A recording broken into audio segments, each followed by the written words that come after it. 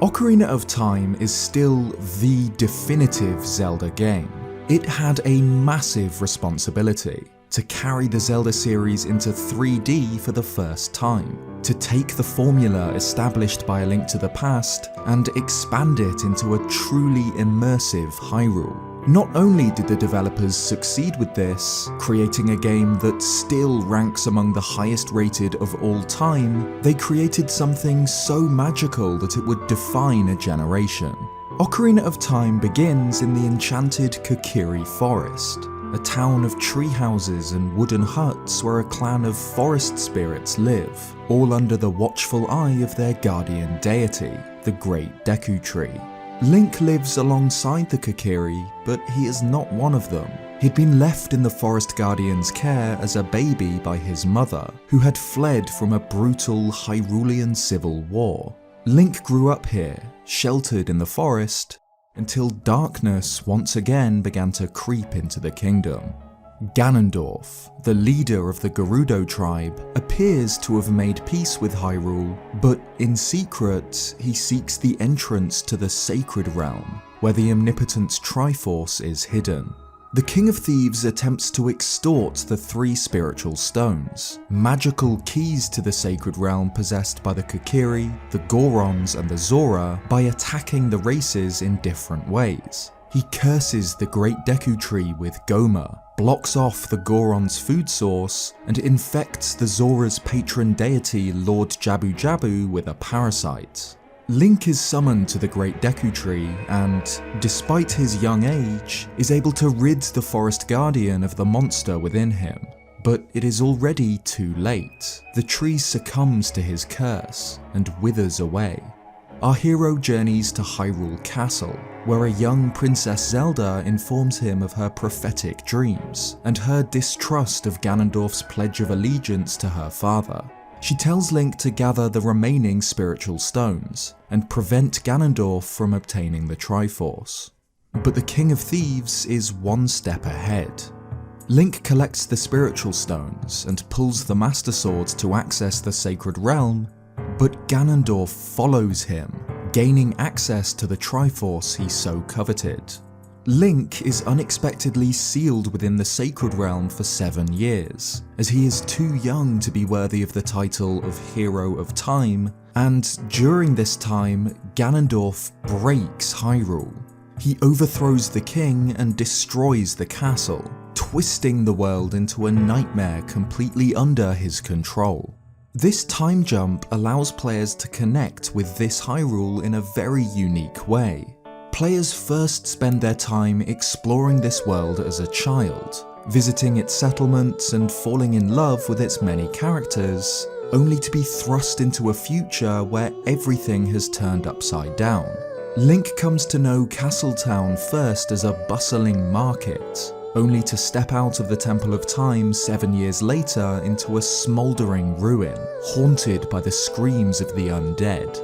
The second half of Ocarina of Time sees Link journeying to Hyrule's temples, to awaken the sages and confront the Great King of Evil once and for all.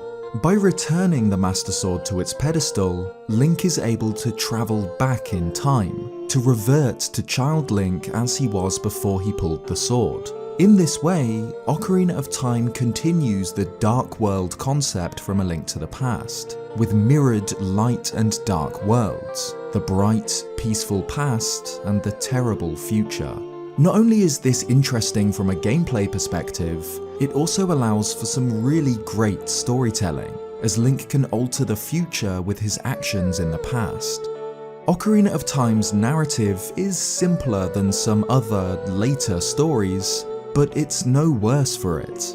More than 2 decades after its release, its story is still as effective as it ever was. Ocarina of Time is a game about growing up, about leaving the comforts of childhood behind and finding the courage to face the hardships of adulthood.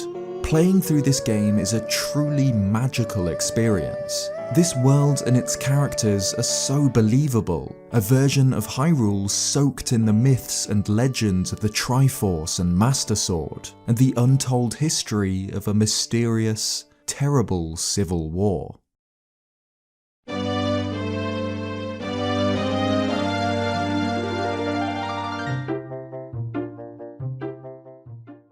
In order to answer the Deku Tree's call for help, Link needs to find himself a sword and shield, and in a hidden area behind the village, he can find the Kokiri sword, a short blade fit for a child. We're not told the history of the sword, but we do know that it's considered a treasure of the Kokiri. But despite the sword, the most powerful melee weapon in the Kokiri forest is actually just a stick. Some Deku sticks are the cut stalks of Deku Babas, but according to the Kokiri shop, the ones sold there are branches gathered from the Great Deku Tree. According to the official player's guide, the Deku shield has a similar origin. It's carved from the Deku Tree's bark. Though Link was born a Hylian, he grows up alongside the Kokiri, a magical race of forest children. According to one, the Kokiri were given life by the Deku Tree. The forest guardian deity was poisoned by Ganondorf when he refused to give up the Kokiri Emerald, and though Link purges the parasitic evil living inside its trunk, the Deku Tree dies shortly afterwards. But not forever.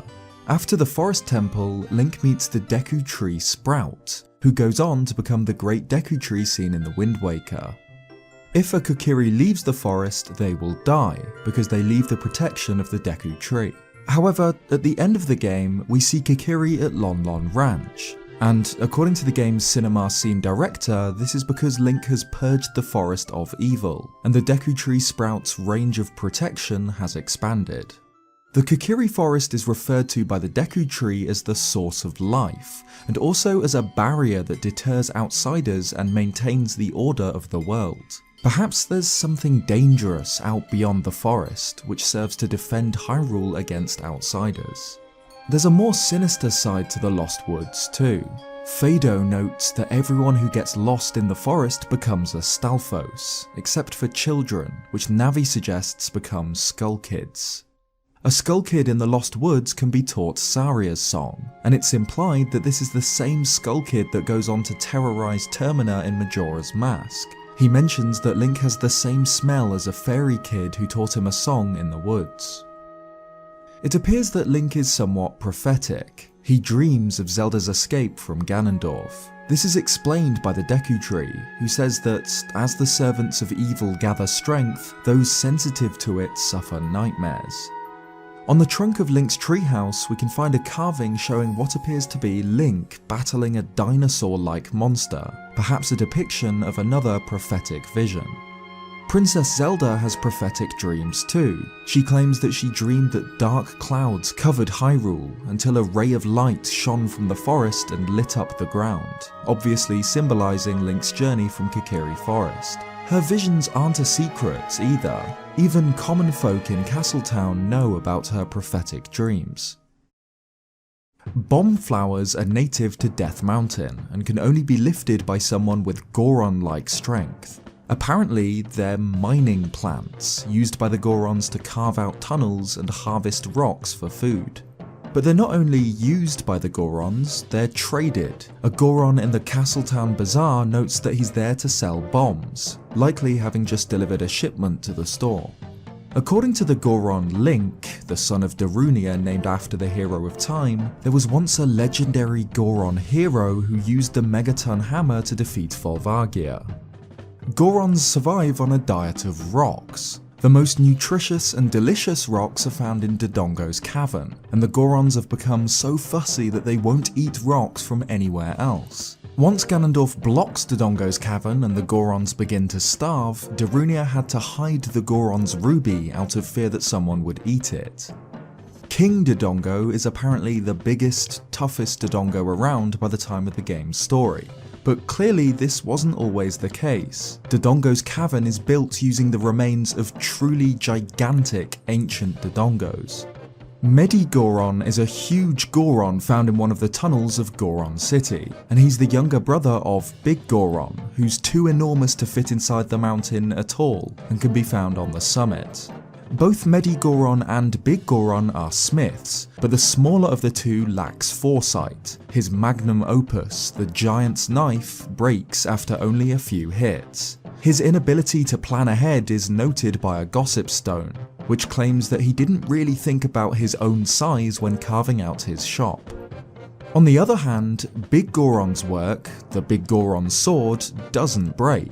However, during the trading quest required to obtain it, Link takes the broken Goron sword off the head carpenter. It looks like Medigoron's giant's knife, and obviously is broken, but according to Big Goron, this broken sword is his work, so perhaps he wasn't always as great a blacksmith.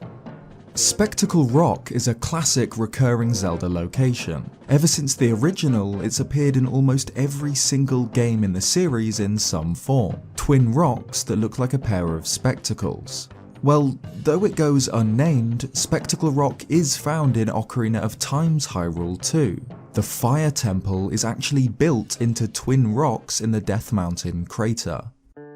Lon Lon Ranch sits in the centre of Hyrule Field, owned by Talon and his daughter Malon, who can be found in the horse pen singing Epona's song, which seems to resonate with animals. It tames and calls Epona and can be played to cows in return for milk. The song was apparently composed by Malon's late mother. We don't know much about who Malon's mother was, but if Link speaks to Talon while wearing either the Gerudo or Goron masks, he'll comment that it reminds him of his wife. According to a gossip stone, Malon waits for a knight in shining armour to take her away. After Link awakens from his 7-year slumber, Ingo is now in charge of Lon Lon Ranch. He mentions that he planned to give Epona as a gift to Ganondorf, but couldn't manage her wild nature. Decorating the Hyrule Castle gardens just outside Zelda's courtyard are statues, one of a man in robes and another depicting a figure in armour, though we're never told who they are.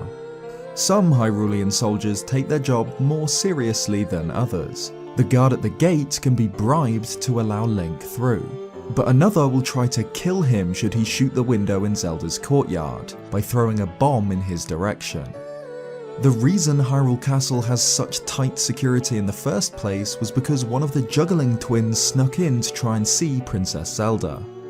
If Link explores the back alleys of Castletown just after Zelda and Impa flee from Ganondorf, he can find a soldier lying on the ground. He claims that he tried to stop Ganondorf and his men from chasing the princess, but failed, and after he finishes talking, he stops moving.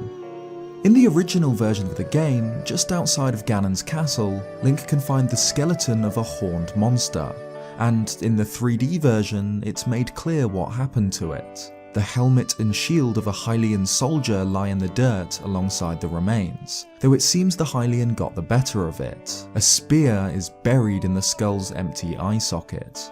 There's evidence of another huge beast. A massive claw mark can be found on a tree on Lake Hylia's central island, but there's no sign of whatever monster caused it.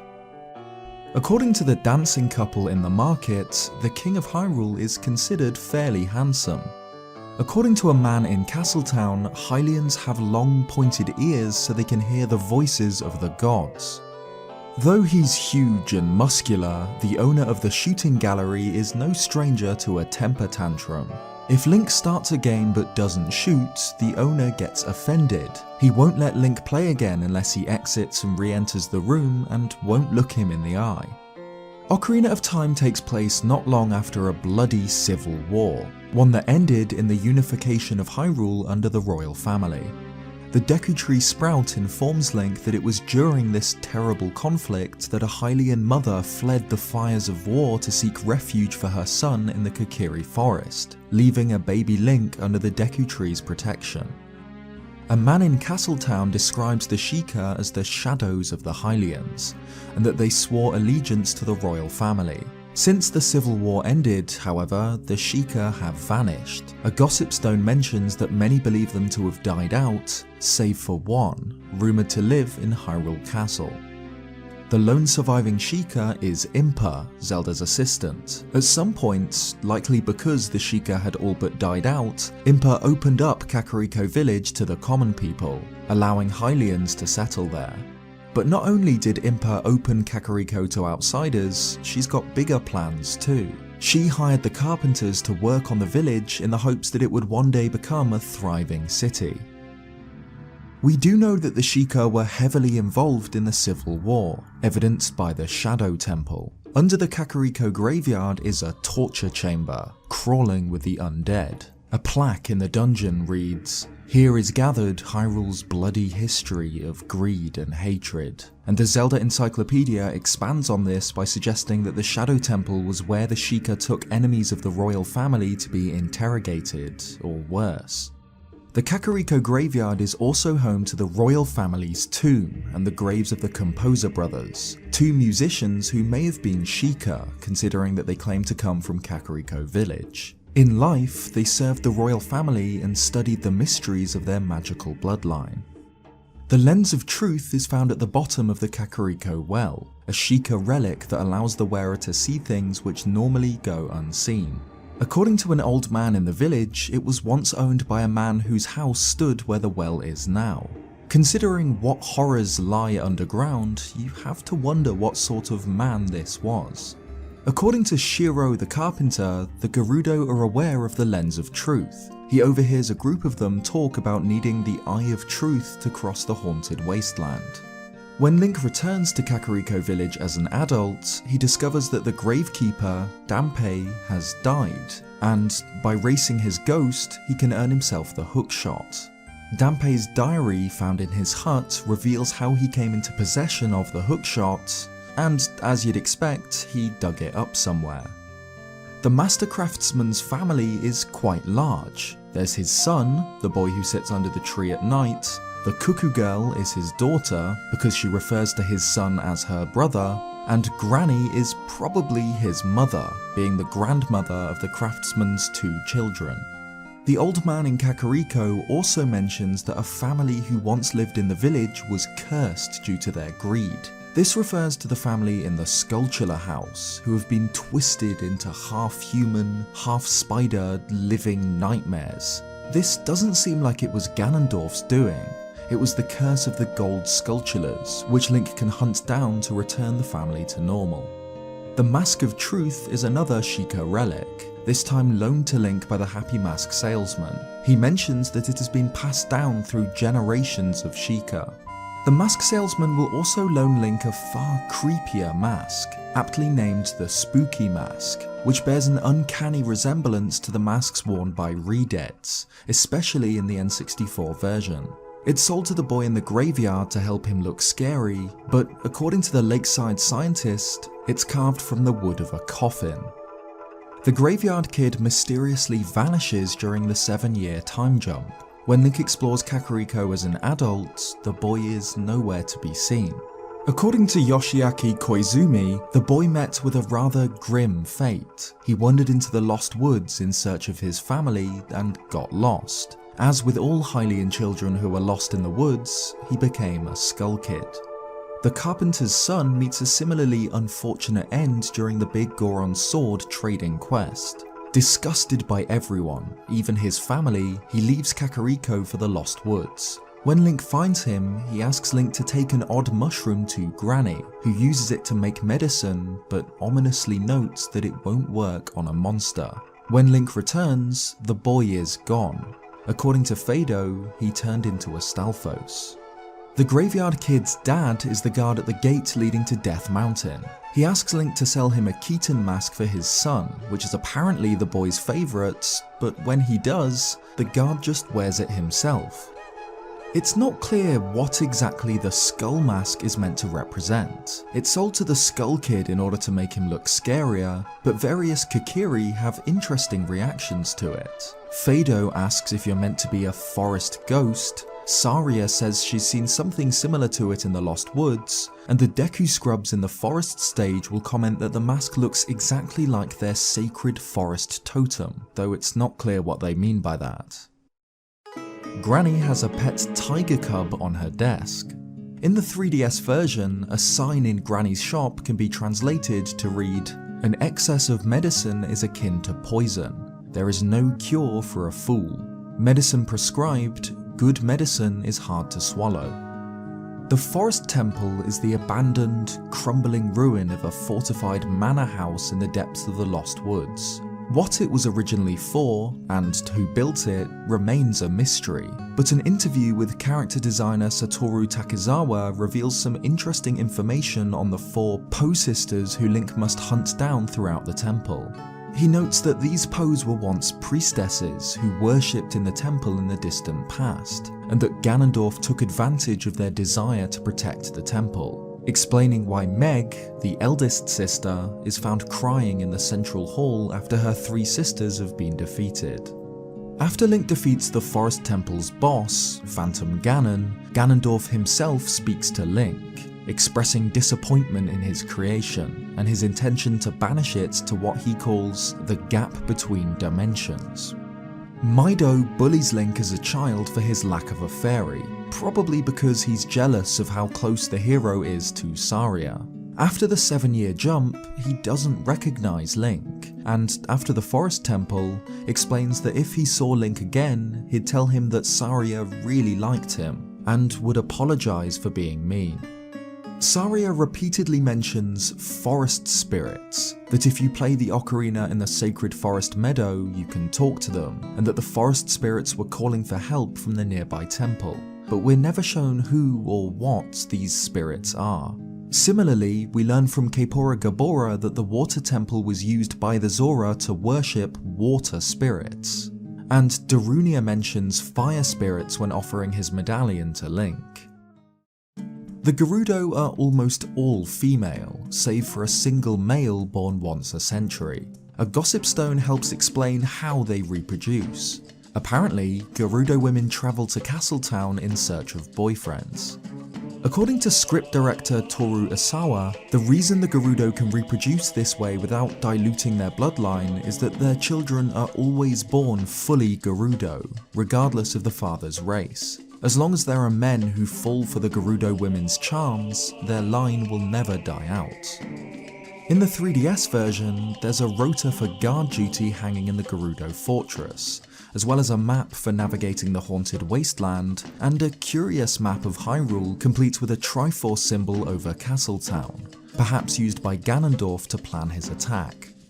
One of the stranger mysteries in Ocarina of Time is that of the Gerudo's religion. The Spirit Temple is obviously incredibly important to them, and notably features colossal statues of a woman, referred to by Sheik as a goddess of the sand. Link visits the Spirit Temple twice, both as a child and 7 years later as an adult. As young Link, he sees Nabooru captured by Kotake and Koume, and years later frees her from their brainwashing.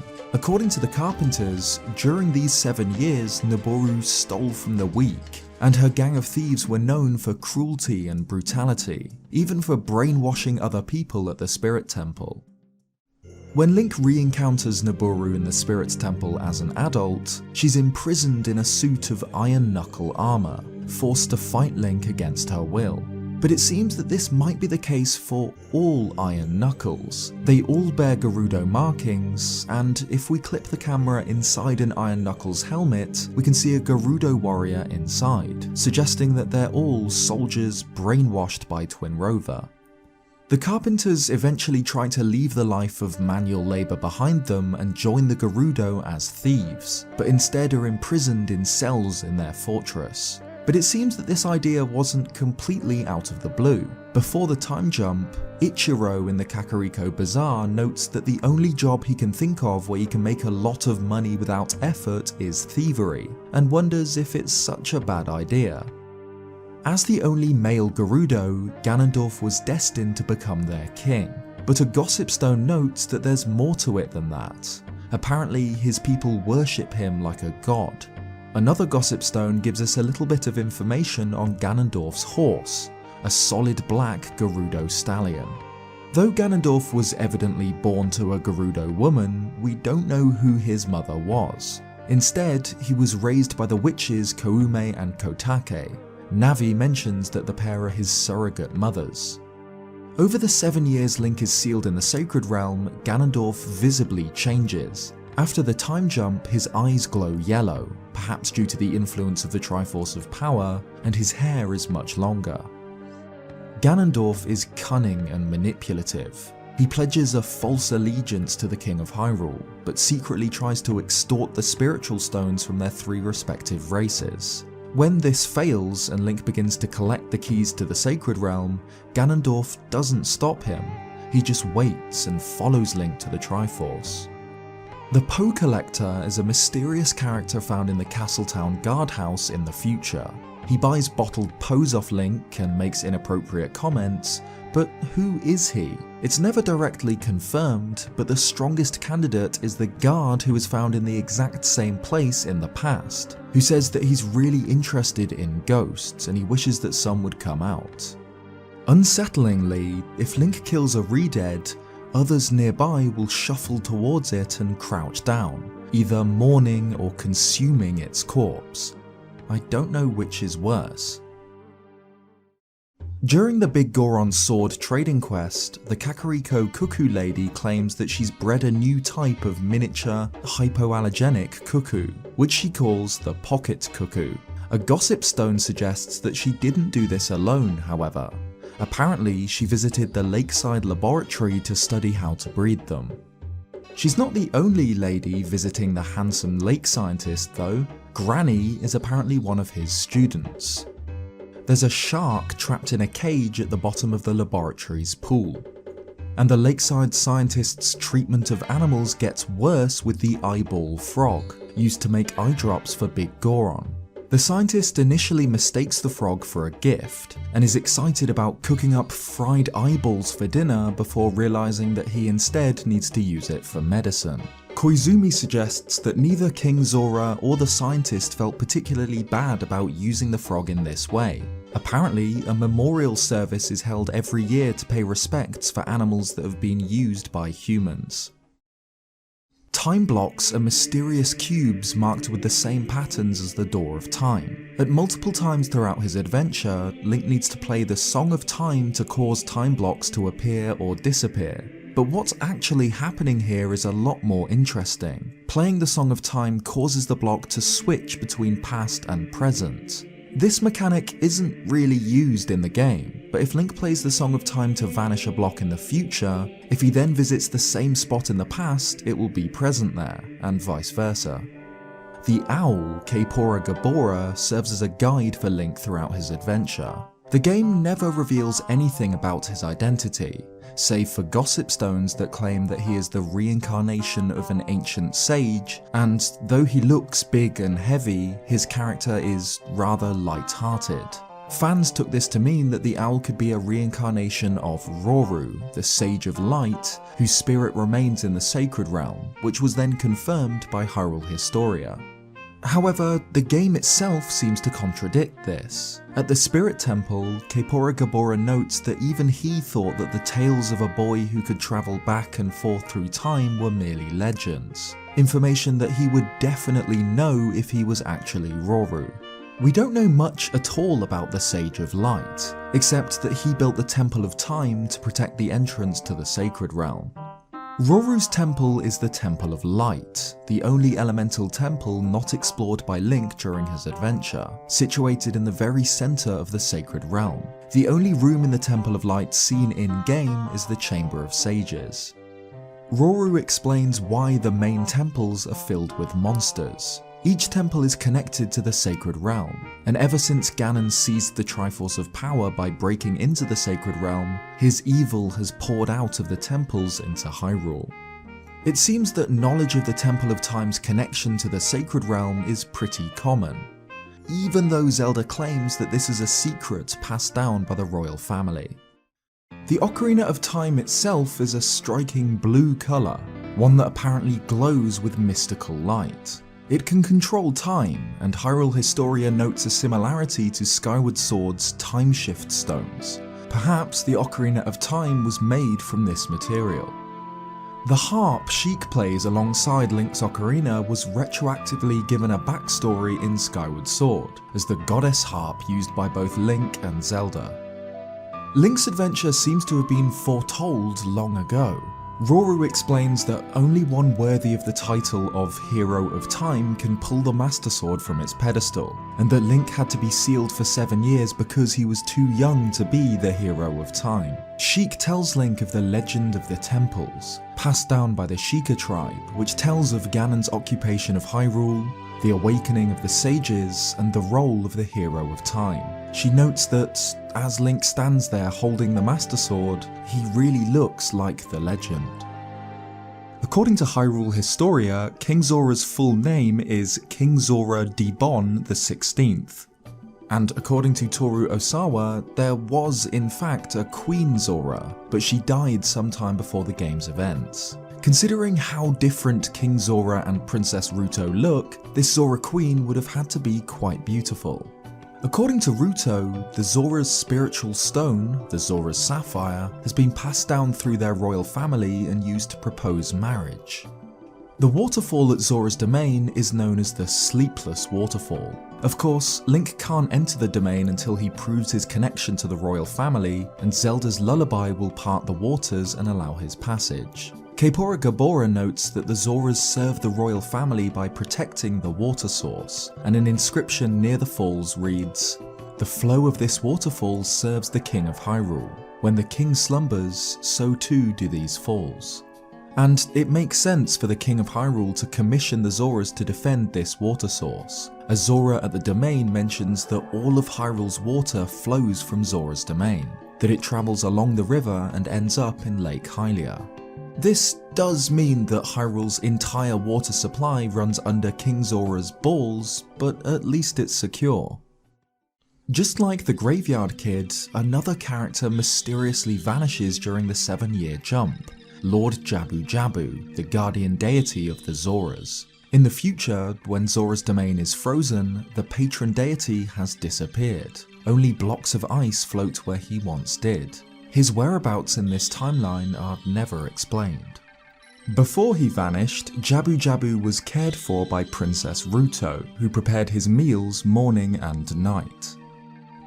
The boss of the water temple, Morpha, is the source of the curse that has frozen Zora's domain. According to Navi, it is the master of the water temple, a being with absolute control of water. This could mean that Morpha was responsible for Dark Link's appearance earlier on in the temple, as he appears from Link's reflection on the surface of a pool of water. Dark Link himself is incredibly interesting. He begins the fight as a barely visible shadow and mirrors Link's moves exactly, but as the fight progresses, he'll grow less transparent and copy Link less, like he's learning and becoming increasingly more real throughout the battle.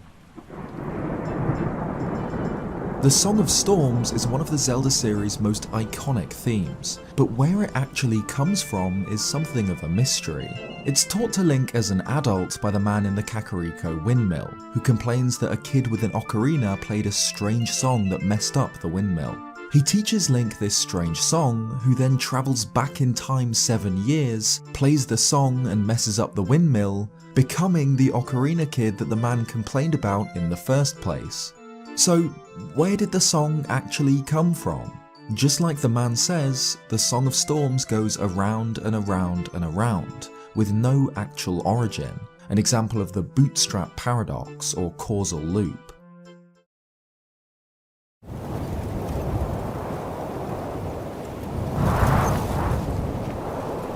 At the end of the Gerudo Desert, past the whirling sandstorms of the haunted wasteland, lies the Desert Colossus.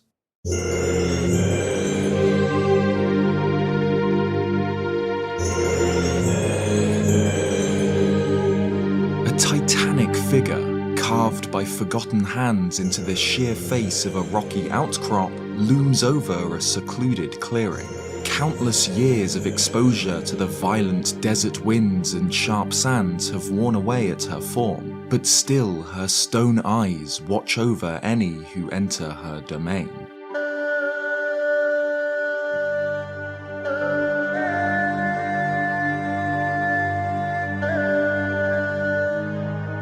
This is what Sheik describes as a goddess of the sand. and inside, Link finds the Spirit Temple, Ocarina of Time's final elemental dungeon. This temple has been used in recent years as the headquarters for Ganondorf, king of the Gerudo tribe, and his subordinate, the brainwashed Naboru. But it's clearly far older, built in an age long past, seemingly to honour this mysterious desert goddess. In the temple's central chamber stands another statue of this mysterious deity, one which Navi will note looks evil. The fairy's instinct is supported by the Desert Colossus name in the game's original language too, which translates to Evil God Colossus. Clearly, this goddess of the sand was worshipped by the ancient Gerudo, but Ocarina of Time never reveals anything else about her story, her identity, or why she was evil. Let's examine what we know about the Desert Colossus, the wicked god of the Gerudo. Ocarina of Time introduced the Gerudo tribe to the Zelda series, a clan of thieves hailing from the desert west of Hyrule. The Gerudo are unique in that they are almost entirely female. Only one man is born every century, a man who is destined to become their king. During Ocarina of Time, this man is Ganondorf, king of the Gerudo thieves, a warlock with darker ambitions than the rest of his people. To the Gerudo, Ganondorf is not only king, but something akin to a god. Ganondorf's second in command during this era is Naboru. Though a thief in her own right, Naboru despises Ganondorf's cruelty, how his followers steal from women and children, and even kill people to get what they want. According to a Gerudo guard near the fortress, Naboru lives in the Spirit Temple and uses it as her headquarters, but once Link visits it, he finds her attempting to infiltrate the temple, claiming that it is now Ganondorf's hideout. After Link completes the child section of the Spirit Temple, he witnesses Ganondorf's surrogate mothers, the evil witches Kotake and Koume, capture Naboru. They brainwash her, and for the 7 years Link then spends sealed in the Sacred Realm, Naboru terrorizes Hyrule. The Carpenters say how they've heard about her cruelty and brutality, and how she is experimenting in brainwashing others at the ruins in the desert. Of course, it falls upon adult Link to save her, to return to the Spirit Temple and defeat the witches. So, throughout the game, the Spirit Temple is presented as a site deeply connected to the culture of the Gerudo. Not only is it built to enshrine or venerate the element of spirit or soul, just like the game's other temples are to their elements, it's used in the modern era as the base of operations for the Gerudo elite. It's a site so important to these people that it serves as a focal point for not only their religion and culture, but their politics too. It is the heart of the entire Gerudo civilization.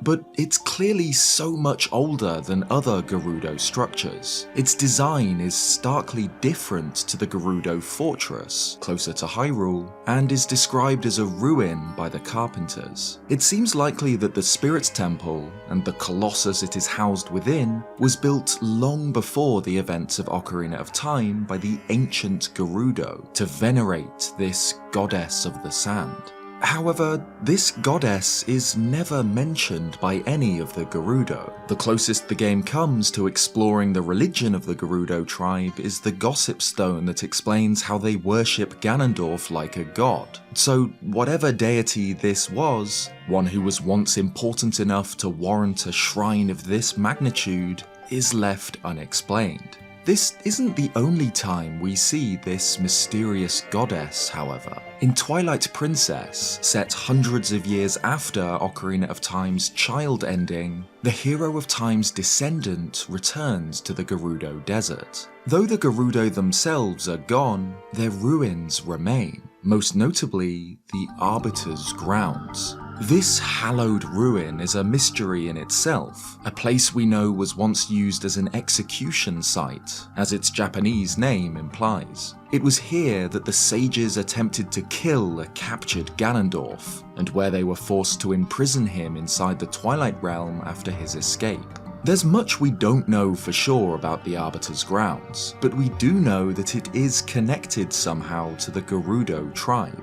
Aside from the decidedly Egyptian aesthetic of its interior, matching that of the Spirit Temple, we can find Gerudo script marked on many of its walls here, suggesting that, at some point in its long history, this place was built or used by the Gerudo. And in a few of its rooms, we find a familiar, unfriendly face, statues of the goddess of the sand. Just like in Ocarina of Time, these statues depict a woman with her arms outstretched, palms facing upwards, with a snake wrapped around her body. But also like in Ocarina of Time, Twilight Princess offers no explanation for her identity, only serving to further link the Gerudo tribe with this enigmatic goddess. Ever since the release of Ocarina of Time, the truth behind the mystery of the Goddess of the Sand has been debated. Many choose to see her as the Gerudo's interpretation of the goddess Hylia, a guardian deity for all mortals, and that the reason she is considered evil is simply a difference in religion, that Navi is reacting to the face of Hylia refracted through a culture that seems violent and alien to her. Others believe that the goddess is simply one we have yet to see fully explored by the Zelda series, another member of Hyrule's pantheon, a patron goddess for the desert people. There is, however, an answer, at least to what the developers had in mind when designing this colossal statue. In early versions of the game, the Spirit Temple had a different name, one that completely changes how we view not only the Gerudo culture, but the gods of Hyrule itself. Statue of the evil god, Din. Din is one of the three golden goddesses, omnipotent, primordial beings who created the land of Hyrule itself before departing for the heavens, leaving behind the Triforce. She is the goddess of power, and before time began, she, with her strong flaming arms, cultivated the land and created the Red Earth. Not only does this beta text identify the Goddess of the Sand as one of the three golden goddesses, it also explicitly describes her as evil. In the final game, and all subsequent Zelda games, the Golden Goddesses are presented as benevolent, or at worst, neutral beings, creator deities who scarcely interact with the world of mortals. Yet it seems that during development, Din was intended to be an evil god, one whom the Gerudo worshipped over her two sister deities. In fact, there's additional unused textures from an older build of Ocarina of Time that further support this. In a beta version, there are more tents near the bridge in the Gerudo Desert, and one of them is marked with Gerudo text that translates to, "May we have Din's divine protection, safe passage, good health." Of course, the cut textures can't truly be considered canon. If anything, the removal of Din's name from the Spirit Temple is as important as the fact that it was ever included in the first place. The developers clearly made a specific choice to leave the Desert Colossus ambiguous, an unnamed evil goddess worshipped by the Gerudo tribe, who are, in this game, a clan of thieves. However, this goddess being Din makes more sense than it might seem at first. Din, being the goddess of power, is represented best out of Hyrule's main races by the Gorons, incredibly strong, hardy rock people who live on the fiery Death Mountain. However, the Gerudo too are exceptionally tough. As they live in the brutal Gerudo Desert, their culture is built on proving one's strength and ability. It isn't a stretch to imagine that these people would worship Din above all other goddesses, the fiery goddess of power. Of course, the strongest among the Gerudo is their leader, the King of Thieves, Ganondorf. Though he was revered by his people as a god in his own right, Ganondorf coveted power for himself. He sought the Triforce, the omnipotent artifact left behind by the Golden Goddesses. By luring the hero of time into his trap, Ganondorf breaks into the sacred realm and lays claim to the Triforce, but he cannot claim all of it. The Triforce can only be wielded by one with a balanced heart. Ganondorf, being a brutal warlord who embodies power and ambition, was considered unworthy to wield its full might, and so was given the Triforce piece that represented him best, the Triforce of Power, Din's piece. There's a poetry to the fact that Ganondorf's desert hideout is built within an effigy of the goddess Din, knowing that he would go on to claim her piece of the Triforce. And with him being something of an embodiment of this goddess's key element, it seems that, during development, his ambition, his malice, his evil was intended to be a reflection of her own, too. Just as the King of Thieves bears the Triforce of Power, balanced by Link and Zelda, who embody courage and wisdom, it's possible that this triad was once intended to reflect the Golden Goddesses themselves, with Din cast in a darker light, balanced against her sisters. Today, over a quarter of a century after the release of Ocarina of Time, the Goddess of the Sand remains a mystery. While we know that she was originally intended to represent Din, we also know that the decision was made to obscure this fact. Zelda's lore and world building is often extremely vague, with the goal of inspiring the player to come up with their own answers to the world's mysteries, rather than lecturing them on concrete, rigid stories. With the removal of Din's name from both the Gerudo tents and the Desert Colossus itself, it certainly seems like this was the intention. But still, even when ignoring this explicit evidence, Din makes a lot of sense here. Of all Hyrule's existing gods, Din certainly represents the Gerudo best. The Oracle of Seasons, called Din, appears to be a Gerudo herself. And during the cutscene where we see Din create the land, we see her creating the Gerudo Desert. Regardless of whether or not she was truly evil, or simply how a culture based on strength and endurance chose to view a creator deity, I still think she makes the most sense as the identity of the Goddess of the Sand, the truth behind one of Ocarina of Time's oldest mysteries.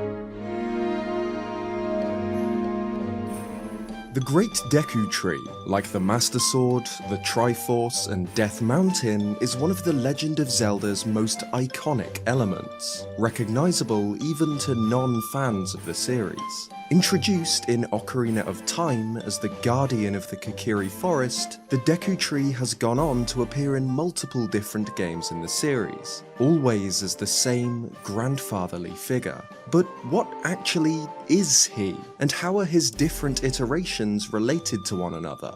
The Great Deku Tree has appeared in 4 games in the series: Ocarina of Time, The Wind Waker, and the 2 Switch games, Breath of the Wild and Tears of the Kingdom. This gives us 3 distinct versions of the character. He's introduced in Ocarina of Time, in the very first line of dialogue in the game no less, as the guardian spirit of Hyrule's forest. The Deku Tree is deeply rooted, first and last time I'll make that pun, in Japanese Shintoism. His role as the guardian spirit of the forest makes him similar to Ujigami, literally translating to clan deity, spirits believed to protect a particular land or family. This concept of Ujigami, or guardian spirits, is very common throughout the Zelda series. In Ocarina of Time alone, we meet Lord Jabu, the patron deity of the Zoras, and Volvagia, a slightly less benevolent spirit of fire. So while the Great Deku Tree is very much a real tree, he's something more divine. An earth spirit, a corporeal form of the essence of the forest. The word Deku refers to various different creatures in the Zelda series, like Deku Babas and Deku Scrubs, all of them connected with the forest and trees in some way. The name likely stems from Japanese Deku dolls, a form of puppets traditionally made from wood. Zelda's Deku creatures are like these Deku dolls brought to life, with the Great Deku Tree being the largest and most important of all. Ocarina of Time's Deku Tree holds the Kokiri Emerald, the spiritual stone of the forest, and one of 3 keys needed to unlock the Door of Time and enter the sacred realm where the omnipotent Triforce is hidden. Before the game's events, the Deku Tree is cursed by Ganondorf, who had attempted to extort the emerald from him. The game's first dungeon is inside the Deku Tree. With a little sword and a wooden shield, young Link must explore the hollow trunk and cavernous root system of the tree and purge the parasitic curse from within. This is revealed to be Goma, a gigantic arachnid who's been draining the Deku Tree's life force from deep below. But despite Link's success in destroying the parasite, the Deku Tree reveals that it is too late. He had been doomed since before Link began, and the guardian spirit withers and dies. Before his end, though, the Deku Tree reveals the other purpose behind asking Link to save him, to test the young hero's courage and to prepare him for the adventure ahead. Inside the Deku Tree isn't entirely organic. There are mechanisms like spike traps, switches and torches, and the root network winds through tunnels that appear to be man-made, with stone walls and metal bars. Perhaps this Deku Tree grew on top of an existing structure, one designed to test the future hero's courage and worthiness. The Great Deku Tree is something of a physical embodiment of the magical nature of Hyrule's forests. He created the Kokiri tribe and their guardian fairies, and they refer to him as their father. He calls the Kokiri the children of the forest, because they aren't true children, they're spirits of nature, like the tree itself. Deku sticks, said to come from branches of the tree, are magical in nature. If a butterfly touches the tip, it will transform into a fairy. Ocarina of Time's Link is, of course, not a Kokiri. He is a Hylian, who was placed in the Deku Tree's care during the Hyrulean Civil War which occurred before the game's events. The tree apparently agreed to take in the child because he could sense that he was a child of destiny, whose fate would affect the entire world, further emphasizing the Deku Tree's role not only as the guardian of the forest, but as a player on the world stage too, as the driving force behind Link's journey to awaken as the hero of time. The Deku Tree's role as the guardian spirit of the forest is most obvious when he isn't. During the adult era, after 7 years of his absence, Kokiri Forest is infested with monsters. It's unclear whether this is because he no longer exists to defend the forest from existing monsters, or if the state of the Kokiri Forest simply mirrors its main spirit, and as the Deku Tree withers, the forest withers with it. Regardless, this status is reversed after the completion of the Forest Temple. Because Link and Saria break the curse on this sacred place, the Deku Tree sprout appears in the original Deku Tree's meadow. The Deku Tree sprout appears to be something of a reincarnation of the original Deku Tree. Though he is a separate, newborn entity, he retains knowledge of the Hyrulean Civil War and Link's destiny. He does refer to the original Deku Tree in third person, however, maintaining a distinction between Tree Father and Tree Son. Regardless, the birth of a new Deku Tree to replace the old happens as soon as the Forest Temple is purged of its evil, a temple deeply connected to forest spirits which had been poisoned by Ganondorf's dark magic. With the Forest Temple restored, a fair wind blows on the Kokiri Forest, allowing magic and a new Deku Tree to flourish once more. This is enough to return the Kokiri's home to normal, once it is again guarded by a sacred tree. The second great Deku Tree in the Zelda series appears in The Wind Waker, a game set centuries after Ocarina of Time's adult ending. This is the timeline Link leaves at the end of the game, the one in which Ganon has been sealed in the Sacred Realm by the sages. This leads to the Era Without a Hero, where Ganon returns and is not stopped, causing the gods themselves to intervene and drown Hyrule in a great flood. Only Hyrule's mountaintops survived, their peaks becoming islands scattered across a new ocean. During Link's quest across the Great Sea, he encounters another version of the Great Deku Tree. The tree's figurine states that he is both an earth spirit and the guardian of the forest, exactly the same as the tree from Ocarina of Time. The Wind Waker's Deku Tree is notably smaller than in Ocarina of Time, sitting in the center of Forest Haven, which is itself a gigantic tree trunk. As the Wind Waker is set hundreds of years after Ocarina of Time's adult era, it would make sense for this Deku Tree to be the matured Deku Tree sprout, something which is alluded to by Hyrule Historia and outright confirmed by Hyrule Encyclopedia.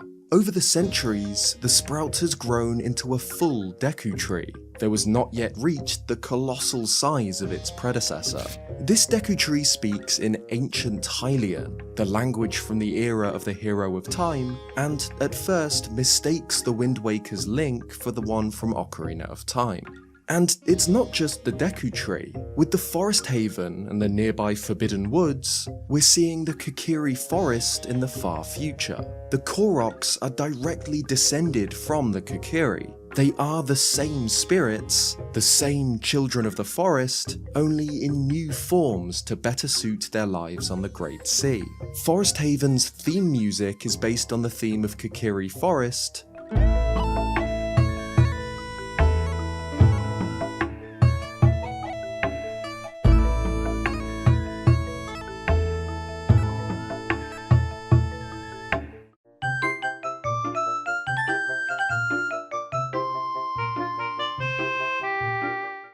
and a Korok mentions that the nearby Forbidden Woods was once their home. Inside, we can find what appear to be the overgrown remains of the Kokiri's tree houses, and find the Kokiri crest marking the wooden doors. If the Forbidden Woods are what became of the Kokiri's village, then perhaps the great tree trunk which houses the grown Deku Tree sprouts could be the remains of the original Deku Tree, now a colossal, dead husk, sheltering its descendant from the surrounding ocean. This would require the sprout to have moved inside the original Deku Tree, which is somewhat contrived, but it would explain what Forest Haven actually is, and why the Wind Waker's Deku Tree is housed within the trunk of an even larger tree.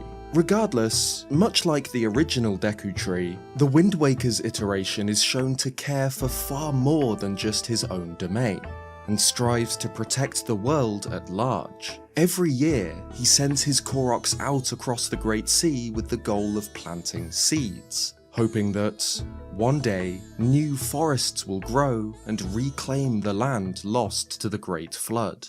The Great Deku Tree's fate in Twilight Princess is unclear. The game takes place around the same time as The Wind Waker, but in an alternate timeline, after the Hero of Time changes history by warning Zelda about Ganondorf's betrayal, thereby avoiding the adult timeline entirely. In this child timeline, we see no sign of the Deku Tree, as the original tree remains dead and no Deku Tree sprout arose to replace it. There is, however, Twilight Princess's Forest Temple, which appears to be built into the trunks of multiple colossal trees. It's possible that one or all of these trunks once belonged to the Deku Tree, as we can see the Kokiri crest on the temple's doors, but it remains deliberately ambiguous. These gigantic trees are similar to another non-Deku tree, the Great Tree from Skyward Sword. Set long before the events of Ocarina of Time, Skyward Sword shows Hyrule's surface in its earliest state, and in the heart of the Faron Woods, we find a single, gargantuan tree. At first, the Great Tree seems very similar to the Great Deku Tree from Ocarina of Time. It towers over all others and contains a dungeon-like interior. But like Twilight Princess's giant trees, the Great Tree shows no signs of sentience, making its relationship to the Deku Tree unclear. Trees with much stronger connections to the Deku trees are the Maku trees from the Oracle games. Each of the lands of Holodrum and Labyrinth have their own Maku tree, described in the game's manuals as guardian spirits of all of their respective lands, not just the forests. While the Maku trees are not related to the Deku tree, the similarities are obvious, even down to the Maku Sprout's appearance in Oracle of Ages. But despite this, these trees explicitly aren't Deku trees. They're very similar, yet entirely different guardian spirits. Oracle of Seasons also features Gnarled Root Dungeon, accessed by entering the mouth of a dead tree on an island. Gnarled Root Dungeon is something of a remake of Level 1, the first dungeon in the original Legend of Zelda, as Oracle of Seasons began development as a remake of the first game. And in this original, the resemblance to the Deku Tree is even clearer, as the tree appears to have eyes. It never speaks, of course, as it appears to be dead, but the fact that its mouth serves as the entrance to a dungeon could have inspired Ocarina of Time's Great Deku Tree. Thousands and thousands of years after the events of all other games in the Zelda timeline, Breath of the Wild and its sequel Tears of the Kingdom take place. And here we find the third appearance of the Great Deku Tree, found in the heart of the Korok Forest in the north of Hyrule. His character profile in Tears of the Kingdom reads, Great Spirit of Korok Forest, a great tree spirit who has stood long vigil over Korok Forest and the sword that seals the darkness. An old friend of Princess Zelda and Link, he gently guided their efforts against the calamity. To the Koroks living in the forest, he is both a father figure and a home. Unlike the trees of Ocarina of Time and the Wind Waker, which are directly related, this Deku Tree appears to be a separate entity entirely. Instead of being based on something like an oak tree with a canopy of green leaves, this Deku Tree is a cherry tree with wide branches covered in pink blossom. Cherry blossom trees are of course incredibly significant in Japanese culture, and in the world of Zelda too. In Breath of the Wild and Tears of the Kingdom, they have special significance in that they are where Satori, the Lord of the Mountain, can be found. Satori is another kind of guardian spirit, one said to watch over animals, and so embodies the essence of the wilderness. The decision to make the Great Deku Tree the largest cherry blossom tree in Hyrule further solidifies his place as a divine guardian of nature. While this version of the Deku Tree serves the same role as its predecessors, we're given some backstory on its origins in the Breath of the Wild lore book, Creating a Champion. The game's lead artist, Manabu Takehara, explained the history of the tree. The Master Sword has averted many calamities alongside the hero, and the pedestal that restores the sword from the damage it incurs in those battles is located in Korok Forest, which brims with the energy of the land. Perhaps by design of the goddess, beside the pedestal a single young cherry tree grew. The young tree bathed in the energy flowing through the land and, after an eternity had passed, became the guardian of the blade.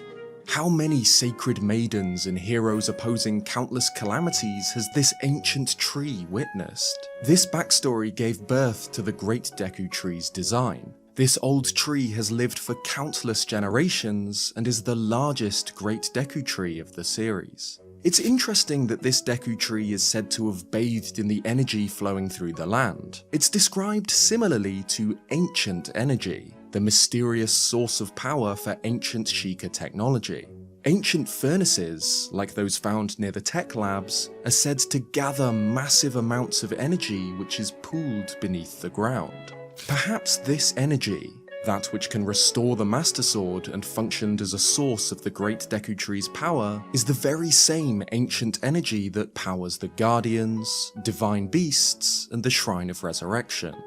It could be instead that the energy of the Korok Forest is something else entirely, a more ethereal, spiritual energy of nature, but the fact that the Master Sword's pedestal can transport Link to the Trial of the Sword, a Sheikah-built illusory realm, strengthens the Korok Forest's connections to ancient energy.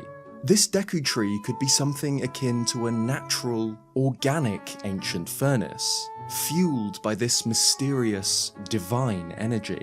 This excerpt also notes that the exact origins of the Deku Tree are something of a mystery. It's suggested that the goddess Hylia played a role in seeding the tree, which is possible, but it could also just be the result of the Korok Forest's energy, the forest itself spawning its own guardian spirit. Notably, in the time of King Rauru, the time Zelda travels back to in Tears of the Kingdom, the Great Deku Tree doesn't appear to exist yet. We can't see its wide canopy of cherry blossom leaves in this wide shot of Hyrule, implying that it has not yet grown in the forest. If the Deku Tree had existed during this time, then Zelda would surely have visited it for advice and guidance, but she doesn't, placing this Deku Tree's birth at some time after the Imprisoning War and the founding of this Kingdom of Hyrule. Perhaps sacred forests need to reach some sort of critical mass before a guardian spirit can take root. Or perhaps the Deku Tree will grow as the result of some other, unseen mechanism. Regardless, Tears of the Kingdom shows the extent of the bond between this Deku Tree and his children, the Koroks. When Link enters the forest through the depths, he finds the Deku Tree has been cursed, complaining about his stomach. This is revealed to be the work of a phantom Ganon, who pollutes the tree's insides with gloom, and this affliction has a profound effect on the forest as a whole. The surrounding area is choked in a purple haze, and the Koroks are mute, apparently stupefied by the condition of their father. Once again, this highlights how the Deku Tree is more than just a wise advisor figure. He is the embodiment of the forest itself, and his condition is mirrored by the woods surrounding him.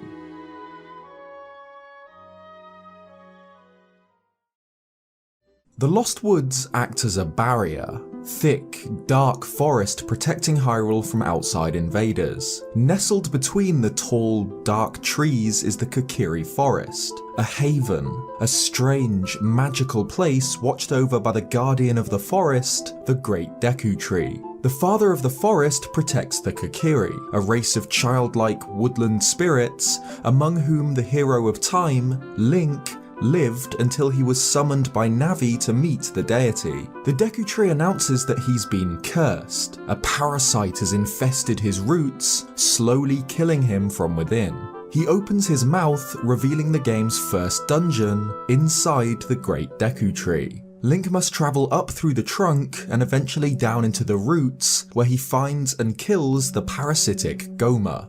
This doesn't actually save the Great Deku Tree, however. He admits that, though Link's efforts to break the curse were successful, he was doomed before he started. So why would he require Link to break this curse if his fate was already sealed? It's a common theory that this was simply a test. The Deku Tree needed Link to prove his courage, which is heavily implied by his dialogue, "The time has come to test thy courage." However, like the Great Deku Tree's infested roots, I think that this theory goes deeper. Everything about the Great Deku Tree's interior is designed to test Link. Not just what could be considered natural growths of the tree, like wooden platforms and doors, but an underground water system, stone tunnels, and even revolving spiked hazards mounted on stone supports. If the Great Deku Tree's interior was designed as a test for the Hero of Time to prove his courage and earn the Kokiri Emerald, then it seems that this plan is far older than it appears. Perhaps the Great Deku Tree was deliberately planted above these seemingly man-made chambers, and for its many long years, the deity shaped itself to create this challenge. The Great Deku Tree was entirely aware of Link's destiny, remarking that it was time for the boy without a fairy to begin his journey, so perhaps the curse laid upon the tree had been foreseen for countless years, even before it had been planted as part of the Kokiri Emerald's trial. Ocarina of Time marked the first appearance of Ganondorf, the brutal leader of the Gerudo tribe. But in truth, the Gerudo had been ruled in secret by another, older evil for centuries. The twin witches, Kotake and Koume, controlled their tribe from the shadows, using magic to extend their lives well beyond what was natural. Apart, they were the Sorceress of Ice and the Sorceress of Flame, but together they formed Twinrova, a powerful being with mastery over both elements. The pair are guilty of countless terrible acts, but one stands out above the rest. The twins raised Ganondorf as his surrogate mothers. Today, let's look at the history and lore of Kotake and Koume, the Gerudo witches. The origins of the witches is a mystery, but we do know that they were born around 400 years before the events of Ocarina of Time. They're Gerudo, they belong to a tribe of powerful warrior women to whom a male is born only once every century, a man who will become their king. In the years before Ocarina of Time, Hyrule was swallowed by a war that lasted an age, known as the Hyrulean Civil War. Little is known for certain about this war, except that the Gerudo and the Hylians were on opposite sides, and the conflict finally ended with Ganondorf swearing fealty to the king, placing the Gerudo Desert under his control. The war was violent and bloody, evidenced by the Shadow Temple and the atrocities committed there by the Sheikah. Hyrule Historia states that this war lasted for countless eras, and Ganondorf was still young when he surrendered to the king, which suggests that the fighting between the Gerudo and the royal family went on for years before Ganon's birth, which means that the origin of Twinrova is clouded by war. Much of the twins' 400-year lives were during this conflict, and we can assume that many of them were spent secretly governing the Gerudo tribe from afar, and that they had a greater influence on the war than almost anyone else. As the covert leaders of the tribe, it's no surprise that when Ganondorf was born, the child was theirs to raise. It's unlikely that the pair are in any way related to Ganondorf, neither are his biological mother, they just raised him as their future leader. By the time of the events of Ocarina of Time, Kotake and Koume are ancient, shriveled figures, their lives artificially prolonged by magic. The Hyrulean Civil War has ended, with the Gerudo Desert now under the control of the king, and Hyrule unified under one banner. Much of the Gerudo tribe now follow Ganondorf and worship him like a god. But not all. Noboru, the Gerudo's second-in-command, hates her king. She explains that while she and her followers are thieves, they believe Ganondorf has gone too far. He steals from women and children, and murders without second thought. The Gerudo king was operating out of the Spirit Temple, using it as a base for him and his followers, which included Kotake and Koume. Noboru plotted to sneak into the Spirit Temple, to steal treasure and to interfere with Ganondorf's plans. She intends to steal the silver gauntlets, which would allow her to access the deeper parts of the temple, but is ambushed by the witches, who imprison her with black magic. Around the same time as this, Ganondorf pledges his loyalty to the royal family. but in secret he attempts to extort the spiritual stones from Hyrule's various races by poisoning gods and cutting off food sources. He eventually manipulates Link, the young child of a woman who fled the fires of war, into collecting these sacred stones and opening the Door of Time. While Link himself was sealed for 7 years within the Chamber of Sages, Ganondorf broke into the Sacred Realm and laid his hands on the Triforce. For one with a balanced heart, this would have been enough to take control of the artifact, but Ganondorf's heart was impure, and the Triforce shattered, leaving him with only the piece that he represented best, the Triforce of Power. Still, this was an unimaginably powerful tool, with which the Gerudo King brought Hyrule to its knees. For years, the kingdom burned. Castletown was reduced to ashes, and its people fled to seek refuge elsewhere. But in the 7th year of Ganondorf's reign, hope returned to Hyrule. Link was released from the Sacred Realm, now fit to wield the legendary Master Sword and wear the title of Hero of Time.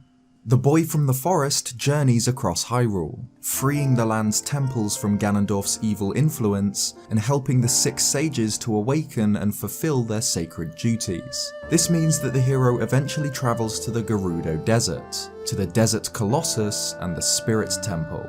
By jumping back through time, Link, as a child, helps Naboru steal the silver gauntlets to break into the Spirit Temple. But the warrior is captured by Kotake and Koume, and she remains in captivity for 7 years. During this time, Naboru is brainwashed by the witches and forced to serve Ganondorf against her will. While bewitched, she and a gang of thieves terrorize Hyrule, using cruelty and brutality to get their way. Naboru even experimented with brainwashing people herself, acting nothing like the woman she once was, instead as Twinrova's puppet. This torment continued until Link returned to the Spirit Temple as an adult, 7 years after he met Naboru there as a child. He battles his way through the Gerudo Shrine until he comes face to face with the witches, who pore over a peculiar iron knuckle sat on a throne. The pair are insulted by Link's intrusion into their temple, and decide to show him a lesson by releasing the iron knuckle on the hero. Link fights the armoured warrior, the clash of steel ringing through the ancient stone halls, until finally the Master Sword shatters the thick plate and the iron knuckle falls to the ground. The armour crumbles away, revealing not a monster, but Naboru, her mind finally her own after 7 years of brainwashing. The Gerudo commander comes to her senses, free from her iron cage, but is ambushed yet again by Kotake and Koume, who plan to bewitch her once more. But this time, Naboru isn't alone. The witches retreat into an ornate chamber, followed closely by Link. Kotake and Koume are impressed with his tenacity, joking that he's come to offer himself as a personal sacrifice to the great Ganondorf. The pair ready themselves for battle. Kotake is the sorceress of flame and Koume of ice. Using their mastery of the elements, the twins battle Link with magic, but the hero bounces back their spells with the Mirror Shield, a legendary Gerudo artifact. Even combining into a single being, their double dynamite attack isn't enough to stop the hero, who again uses their own powerful magic against them. And so, after 4 centuries, the lives of Twinrova come to an end. Strangely, for such evil beings, the twins find halos above their heads, and bicker amongst themselves as they ascend to the heavens. This marks the end of Kotake and Koume. Naboru was freed by Link and awakened as the Sage of Spirit, and the great King of Evil Ganondorf was brought to his knees and sealed in a nameless void. But this isn't the only ending of Ocarina of Time. It of course splits the timeline, resulting in 3 separate branches of history. In the timeline following Ganondorf's defeat, we never hear from Twinrova again. Though Ganondorf returns in the Wind Waker, the only mention of his surrogate mothers is the engravings on his twin swords. The witches remain dead, defeated by the Hero of Time. But we do see Kotake and Koume in both the Child and Downfall timelines. In the Child's timeline, caused by Link travelling back in time to before Ganondorf's betrayal and warning Princess Zelda, Link leaves Hyrule in search of Navi. He becomes trapped in Termina, a bizarre, dreamlike alternate dimension where he eventually meets Kotake and Koume, though they're not the same. Like many of Termina's citizens, they share the same faces as characters from Hyrule, but are entirely different. These witches run potion shops and cruises and are kind and friendly, the exact opposite of their Hyrulean counterparts. Nothing is known about the history of these alternate counterparts of Twinrova, but they're almost certainly completely different people to the witches who raised Ganondorf. However, as the child timeline follows the course of history after Link prevents much of Ocarina of Time from happening, this means that Twinrova were never killed by the hero in the Spirit Temple, and they remain as secret leaders of the Gerudo. The events in Hyrule between Ocarina of Time and Twilight Princess are vague, and we're not given many details to work with. What's clear is that with the information given to her by the time-travelling Link, Princess Zelda decided to act, preventing Ganondorf's betrayal and his entry into the Sacred Realm. Many years later, this leads to his attempted execution. Clearly, some conflict occurred between the Hylians and Ganondorf. The Gerudo tribe are notably absent from Twilight Princess's Hyrule, only returning later on in the timeline in Four Swords Adventures, but it's entirely possible that Kotake and Koume lived on well into the child timeline, continuing to control their people from the shadows.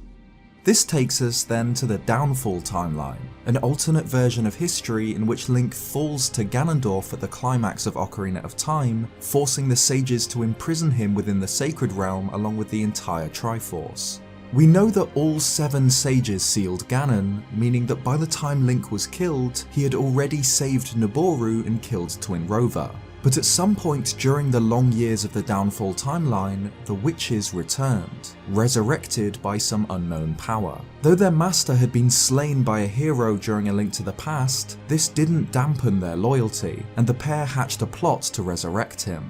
Kotake and Koume summoned 2 powerful demons from the Dark Realm, the dragon Onox and the evil fairy Veram, to terrorize the neighboring lands of Labrina and Holodrum. Under the orders of Twinrova, General Onox captures Din, the Oracle of Seasons, and disrupts the flow of the seasons in Holodrum, and Veran possesses Nehru, the Oracle of Ages, and uses her abilities to travel back through time and cause chaos. The damage done by these demons is enough to light the flames of sorrow and of destruction, 2 parts of a trifecta of sacred flames capable of reviving Ganon. The third flame, the Flame of Despair, requires a sacrifice to light, and so the witches kidnap Princess Zelda, planning to use her life to resurrect their master. This would have happened were it not for Link, who arrived just in time to interrupt the ceremony. Kotake and Koume decide to put a stop to the hero themselves, first fighting him as a duo, and then just like before by combining into a single body. Twinrova again uses both fire and ice as weapons, either freezing the sacrificial chamber or causing it to erupt into a volcanic pit, but is eventually defeated with a mystery seed. Link had managed to stop the witches from sacrificing Zelda, but not from completing their ritual. Instead, Twinrova gives up its own body, using itself as the vessel for the resurrection ceremony in place of the princess. What little energy the pair had left is extinguished, and their physical body is destroyed, but they succeed. Ganon lives once more. Except, not all of Ganon returned. By sacrificing themselves instead of Princess Zelda, Twinrova had failed to fully resurrect their master. The Gerudo king they raised centuries ago was incredibly cunning and manipulative, as intellectually powerful as he was physically. Even after obtaining the Triforce and becoming a monstrous boar demon, Ganon was still intelligent enough to usurp the King of Hyrule by using an alter ego to take control of the kingdom, all while imprisoned in the Dark World. The Ganon that was revived by Twinrova's sacrifice towered over Link, wielding his mighty trident and mastery of magic. Physically, he had returned, but his mind was lost. The Demon King is barely able to string together a sentence, and lacks any plan other than total destruction. Though powerful, Ganon was swiftly defeated by Link, and Twinrova's work was undone. Chronologically, the Oracle games are the latest appearance of Kotake and Koume, a final attempt to continue the work they began centuries earlier in Ocarina of Time. Though they remained in the shadows for much of Hyrule's history, the pair have had an incredibly strong influence on the kingdom, from their involvement in the Hyrulean Civil War to raising the Gerudo king Ganondorf. We never get a look at the backstory of these characters. The motivations behind their actions are entirely unknown. Twinrova are sadistic and devious, traits they instilled in the man they raised. Ganondorf's descent into madness was a fate sealed thousands of years earlier as the result of an ancient curse, but the women who raised him are perhaps just as guilty. His burning lust for the Triforce and his desire for conquest were likely inherited from Demise, but his cruel cunning and his talent for manipulation mirror his adoptive parents. Ironically though, for those who were responsible for helping shape Ganondorf's calculating mind, their actions may have destroyed it. Following the oracles in the Downfall timeline, we never again see the cunning Ganon of A Link to the Past or Ocarina of Time. He's closer to a mindless, rampaging beast. It's entirely possible that this was because of Twinrova's botched resurrection, resulting in Ganon becoming a creature of purely physical and magical power, incapable of complex schemes. Kotake and Koume were Ganondorf's surrogate mothers, but they might have played as big a part in the fall of Ganon as they did his rise to power.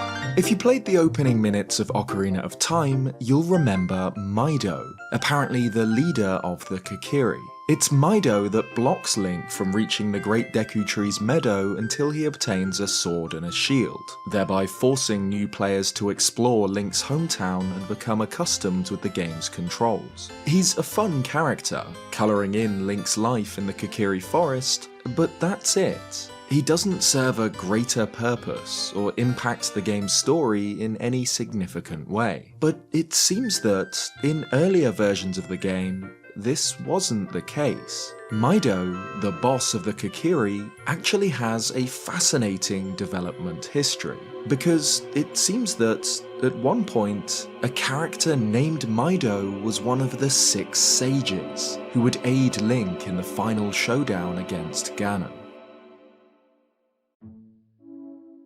In the final version of Ocarina of Time, Mido lives in the Kokiri Forest, in the house closest to the Lost Woods. The sign outside reads, House of the Great Mido, boss of the Kokiri, and he certainly acts like he's the boss. He's known as a meanie, and orders other Kokiri around. Of course, he looks up to the real leader of the Kokiri, their spiritual father, the Great Deku Tree, and has a particular fondness for Saria. After Link has shown him the Kokiri sword and Deku shield, Mido will stop blocking the entrance to the Great Deku Tree's meadow, letting Link proceed with the game's tutorial dungeon, inside the Deku Tree, where he slays the parasitic Goma to try and free the Forest Guardian from his curse. Of course, this doesn't work. The Great Deku Tree was doomed from the start, and withers away after presenting Link with the first spiritual stone.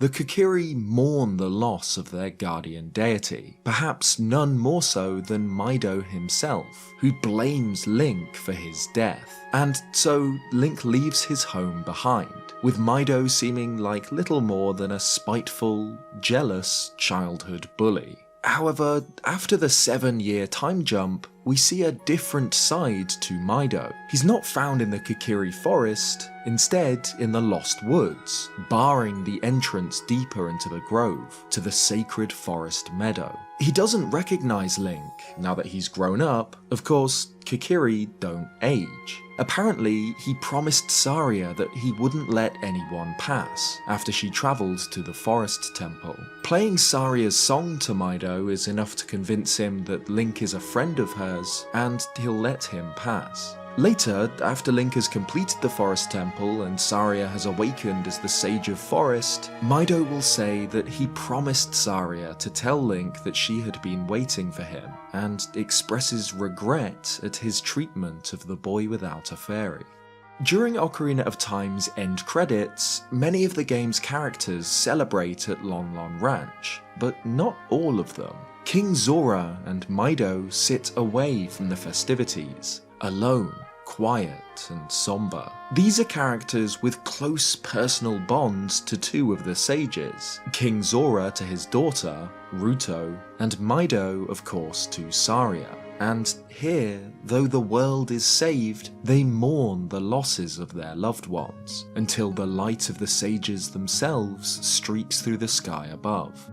So Mido has a deeper, more complicated story than most of Ocarina of Time's side characters, showing genuine growth and emotion, and serving to highlight the impact of the game's story on ordinary people. In a way, his character is effective because of how unimportant he is. He's an ordinary Kokiri, left behind by those with greater purpose. But this wasn't always the case. There's evidence pointing towards a certain character called Mido in earlier versions of the game with a far more significant role, one that would have positioned him as Saria's peer among the sages, rather than someone left behind.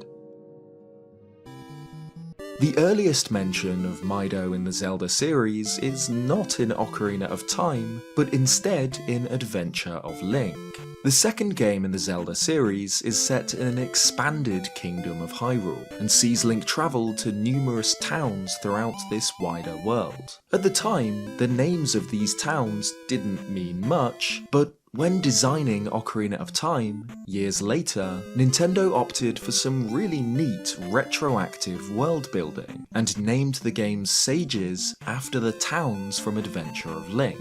By doing this in Ocarina of Time, a game which was explicitly stated to take place before A Link to the Past, which in turn came before Zelda's 1 and 2, it implied that these sages were the namesakes of these towns. Retroactively, the story became that Raru Town was named after Raru, Sage of Light, Ruto Town after Ruto, Sage of Water, Saria Town after Saria, Sage of Forest, Naboru Town after Naboru, Sage of Spirit, and Darunia Town after Darunia, Sage of Fire. However, there are three notable differences between the names of these towns and the names of the sages. There's the absence of Impa, Ocarina of Time's Sage of Shadow, there's the town of Kasuto, which doesn't appear in Ocarina of Time at all, and there's the town of Mido.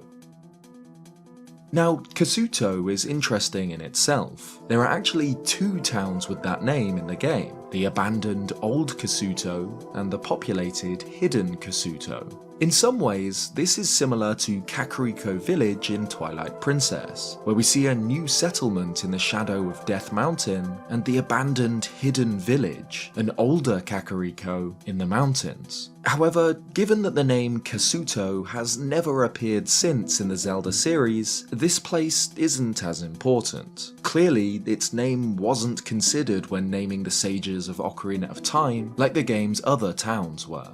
However, the name Mido, of course, does appear again in the series as the boss of the Kokiri, but he's not a sage. In fact, as I mentioned, his ordinariness is kind of the point of his character, a boy who is left behind. So if we're looking at it from an in-universe perspective, why would a town far in Hyrule's future bear his name, alongside those of the sages? And from an out-of-universe perspective, why would the developers choose this name for such an unimportant character? One long-standing theory as to the identities behind Mido and Kasuto, the namesakes of these towns, is that they were sages of Earth and Wind, much like Makar and Medli in the Wind Waker. These sages exist outside of the main group of 6, or 7, and serve to bless the Master Sword with its power to repel evil. The Wind Waker reveals the ancestors of Makar and Medli as ancient sages, killed by Ganondorf to weaken the Blade of Evil's Bane, a Kokiri named Fado, and a Zora named Laruto. Not only is this pair an example of different sages, their names, Fado and Laruto,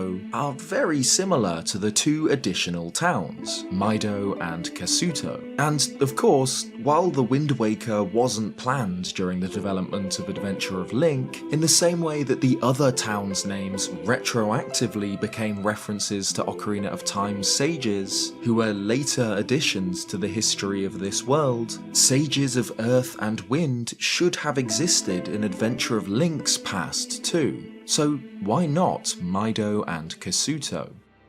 However, this idea ignores the fact that Mido, as we see him in Ocarina of Time, is very much not the Sage of Wind. or the sage of anything at all. He's just Mido, yet his name was etched into history. This mystery endured for decades, until 2021, when a 1997 beta build of Ocarina of Time was leaked. The beta build includes image files with Japanese text translating to seals, presumably early versions of the medallions Link receives from each sage. As you'd expect, there's Saria's seal, Darunia's seal, Ruto's seal, Noboru's seal, Raru's seal, and even Zelda's seal, but not Impa's seal. In its place is Mido's seal, suggesting that, originally, he was intended to be one of the 7 sages. And interestingly, the position of Mido's seal, appearing after Noboru's on the list, and the absence of an Impa's seal in this build of the game, suggests that Mido was not just any sage, but the Sage of Shadow, and would have been connected to the Shadow Temple. Again, this fits with Adventure of Link, which notably doesn't include an Impa town. If we take this at face value, it would seem to suggest that Mido originally had a very different, much more important role to play in the story of Ocarina of Time, one that would have seen him involved with the Sheikah, with Kakariko Village, and the horrors that lie beneath it.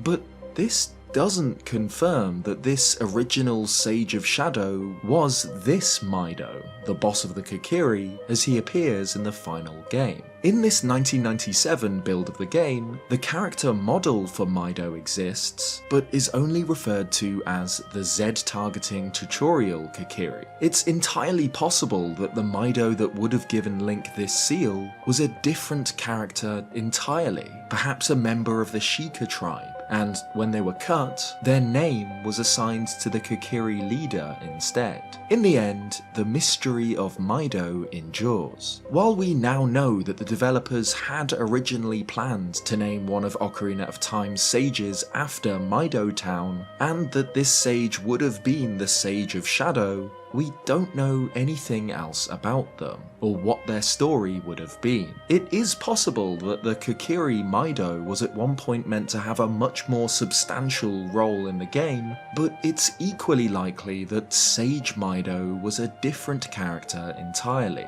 a lost sage, whose identity will forever remain unknown. Quite fittingly, Mido is a Sage of Shadow, whose story will likely never come to light. The thick, tangled branches of the Lost Woods hold up a dense canopy that spans for miles in all directions, like a blanket cutting the forest off from the outside world. Ancient trees stand like gnarled wooden columns of some lost city, the gaps between forming winding paths and trails like forgotten roads. It's in the centre of these lost woods that the forest temple lies, as old as the flora which slowly devours it. Colossal stone walls, pediments and corridors, empty halls from the high ceilings of which hang vines and cobwebs, silent courtyards open to the skies above. As you explore the deserted passages, an overbearing feeling of isolation suffocates you. There's something strange, eerie, something not quite right about this place. While by the age of the Hero of Time it's used as a place of worship for Saria, where she awakens as the Sage of Forest, the hands who built the Forest Temple are long forgotten, as is its original purpose. This citadel serves as the game's 4th dungeon, after Link gathers the 3 spiritual stones after venturing into the Great Deku Tree, Dodongo's Cavern and Jabu's Belly. Link uses these spiritual stones, alongside the Ocarina of Time, to open the Door of Time and pull the Master Sword, which opens the Sacred Realm, the divine plane of reality on which the Triforce is hidden. Link is sealed here for 7 years, until he's old enough to be worthy of the title Hero of Time and able to wield the Master Sword. However, by pulling the Master Sword and opening up the Sacred Realm, he inadvertently led Ganondorf to the Triforce, who attempted to take the relic for himself. But due to an imbalance in his heart, he was left with only the Triforce of Power, the piece which closest suited him. Despite claiming only 1/3 of the artifact, Ganondorf was granted unimaginable power, which he used to break Hyrule and rule it with an iron fist for 7 years. Not only did he bend Hyrule to his will, his dark power corrupted the once pure Sacred Realm, with only the Chamber of Sages within the Temple of Light remaining untainted. His evil influence spilled forth from the 5 temples, locations across Hyrule connected in some way to the Sacred Realm, infesting them with monsters. When Link awakens, now in the body of a 17-year-old, he's told by Sheik the legend of the 5 temples, a verse passed down through the ancient Sheikah tribe. When evil rules all, an awakening voice from the Sacred Realm will call those destined to be sages who dwell in the 5 temples. One in a deep forest, one on a high mountain, one in a vast lake, one within the House of the Dead, one inside a goddess of the sand. Together with the hero of time, the awakened ones will bind the evil and return the light of peace to the world. Sheik informs Link that a girl he knows is waiting in the forest temple, but because of the evil power within, she cannot hear her calling. Saria reveals that the forest spirits were calling for help, so she travelled to the temple, but became trapped when she realised it was full of monsters. And so Link ventures deep into the Lost Woods, through the Sacred Forest Meadow, to the game's 4th dungeon, the Forest Temple. However, the Forest Temple isn't as simple as it seems. The other temples, while also functioning as the awakening places of their sages, all seem to serve another purpose.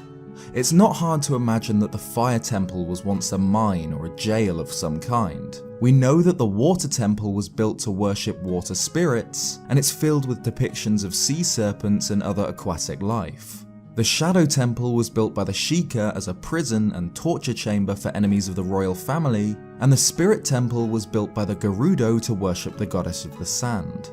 But the Forest Temple, an abandoned mansion deep in the woods, inhabited only by the lost souls of the undead or creatures native to the forest. What was the original purpose of this building?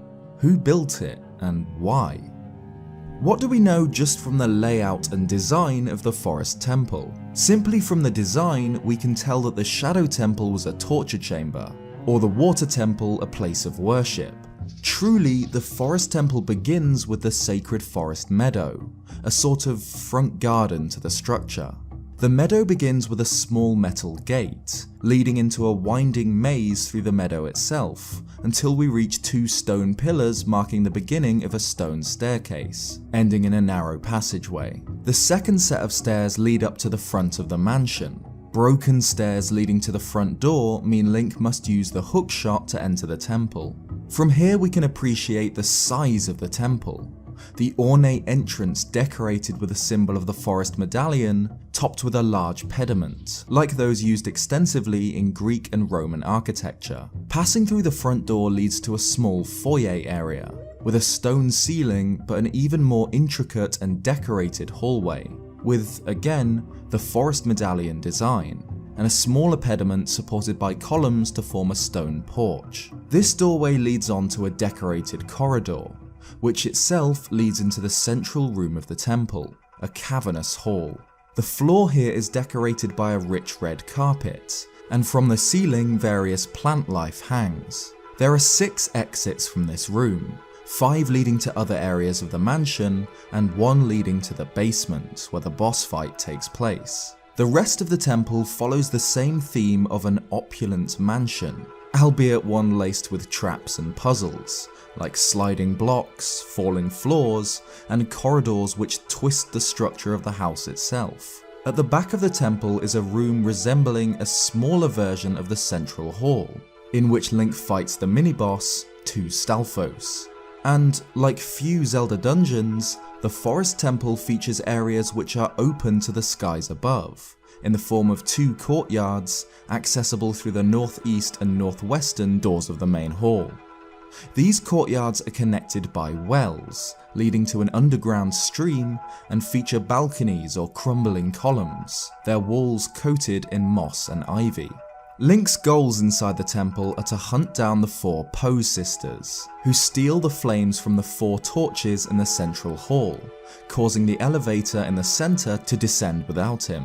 Interestingly, these 4 sisters are named for the sisters in Little Women. Once he slays the Pose, he can access the basement level, which features a sliding mechanism, hiding a small portrait gallery leading onto the boss room. A tiny chamber decorated by 6 unsettling paintings of a silhouetted structure and dead trees. There are many theories on this strange abandoned temple. It has elements which link it to the home of a wealthy family, such as the paintings in the boss room and nearby corridor, the hedge maze outside with a Wolfos placed like a guard dog, the fine carpets, serene courtyards, and the general architecture of the temple. But surely we'd see more to it than this. Snow Peak Ruins, a similarly abandoned opulent mansion, features identifiable rooms such as kitchens, a library, a parlour, and bedrooms which help solidify the idea that it was once inhabited by wealthy residents. But the forest temple seems empty, rooms with seemingly no purpose other than to confuse or kill those who explore them. A popular theory online is that the Forest Temple was a military base, used during the war prior to Ocarina of Time, the war that Link's mother fled when leaving him in the care of the great Deku Tree. This theory points out the battlements atop the walls in the courtyards, which are a form of defensive architecture which allows archers defending the walls to shoot between the gaps and take cover behind the stone, which wouldn't be necessary on a conventional house. This theory also suggests that it was from the Forest Temple, a military base, that Link's mother fled to Kokiri Forest, and that the undead enemies inside may be the deceased, reanimated soldiers from this encampment. The Triforce is also present in the boss room on an ornate carpet, perhaps connecting the structure to the royal family. While this idea makes sense, I don't think there's enough evidence to surely say that the Forest Temple was a military base. It's far too decorated, too beautiful. I think that whatever this place was once used for, it was a purpose far more divine than conventional warfare.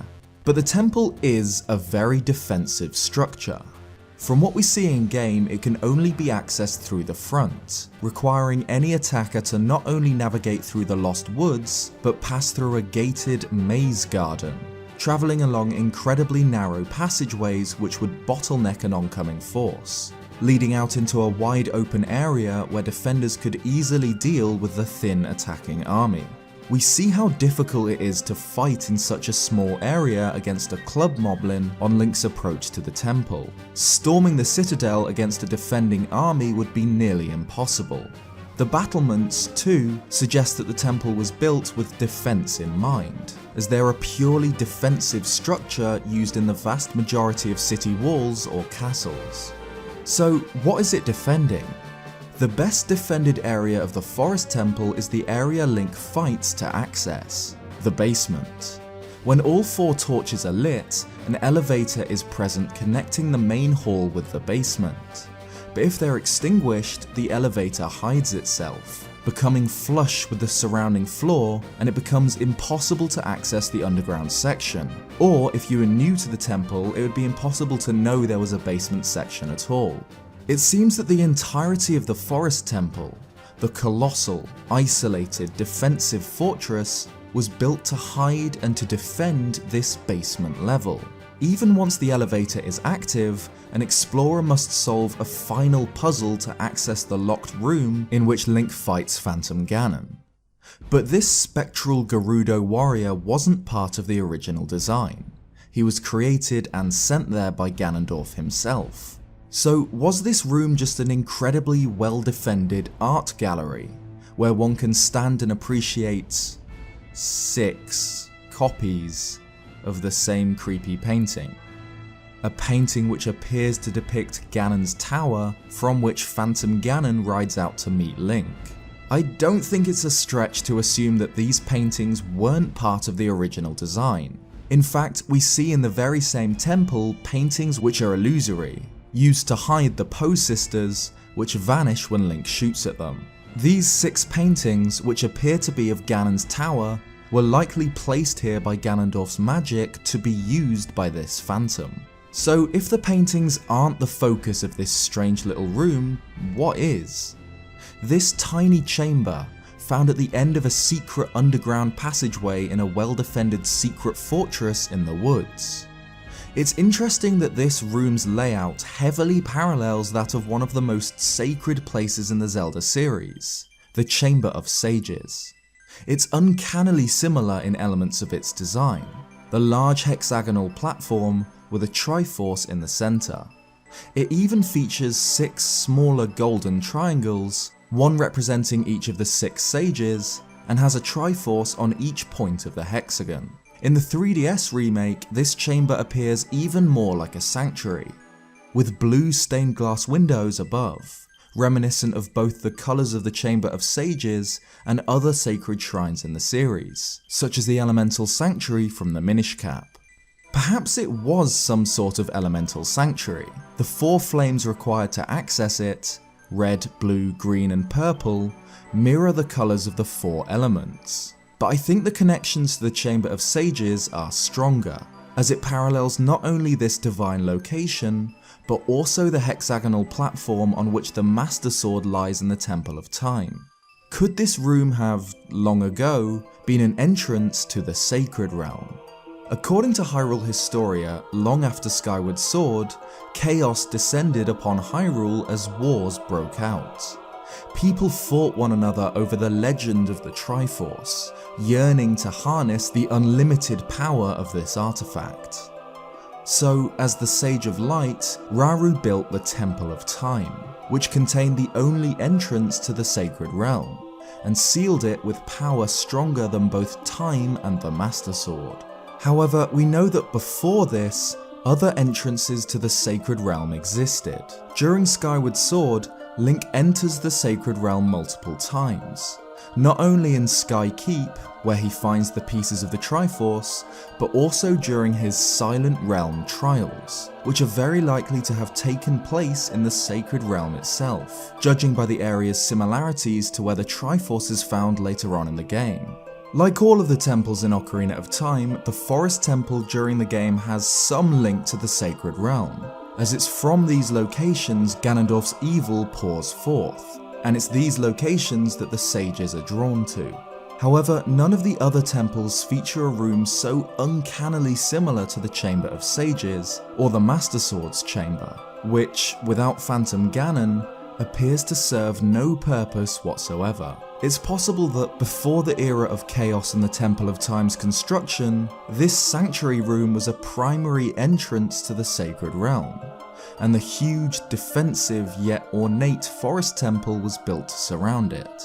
We know that even in the ages long before Skyward Sword, at the very beginning of the Zelda timeline, the sages existed, with their emblems clearly visible in the Temple of Hylia. Perhaps the Forest Temple is far older than it appears to be, and like the Sage of Light Rauru built the Temple of Time, the Forest Temple was constructed in eras long past by different sages, or similarly powerful individuals, to house an entrance to the Sacred Realm in its sanctuary. By the time of Ocarina of Time, however, the temple has been disused for centuries, empty, haunted and overgrown, its original purpose and architect long forgotten.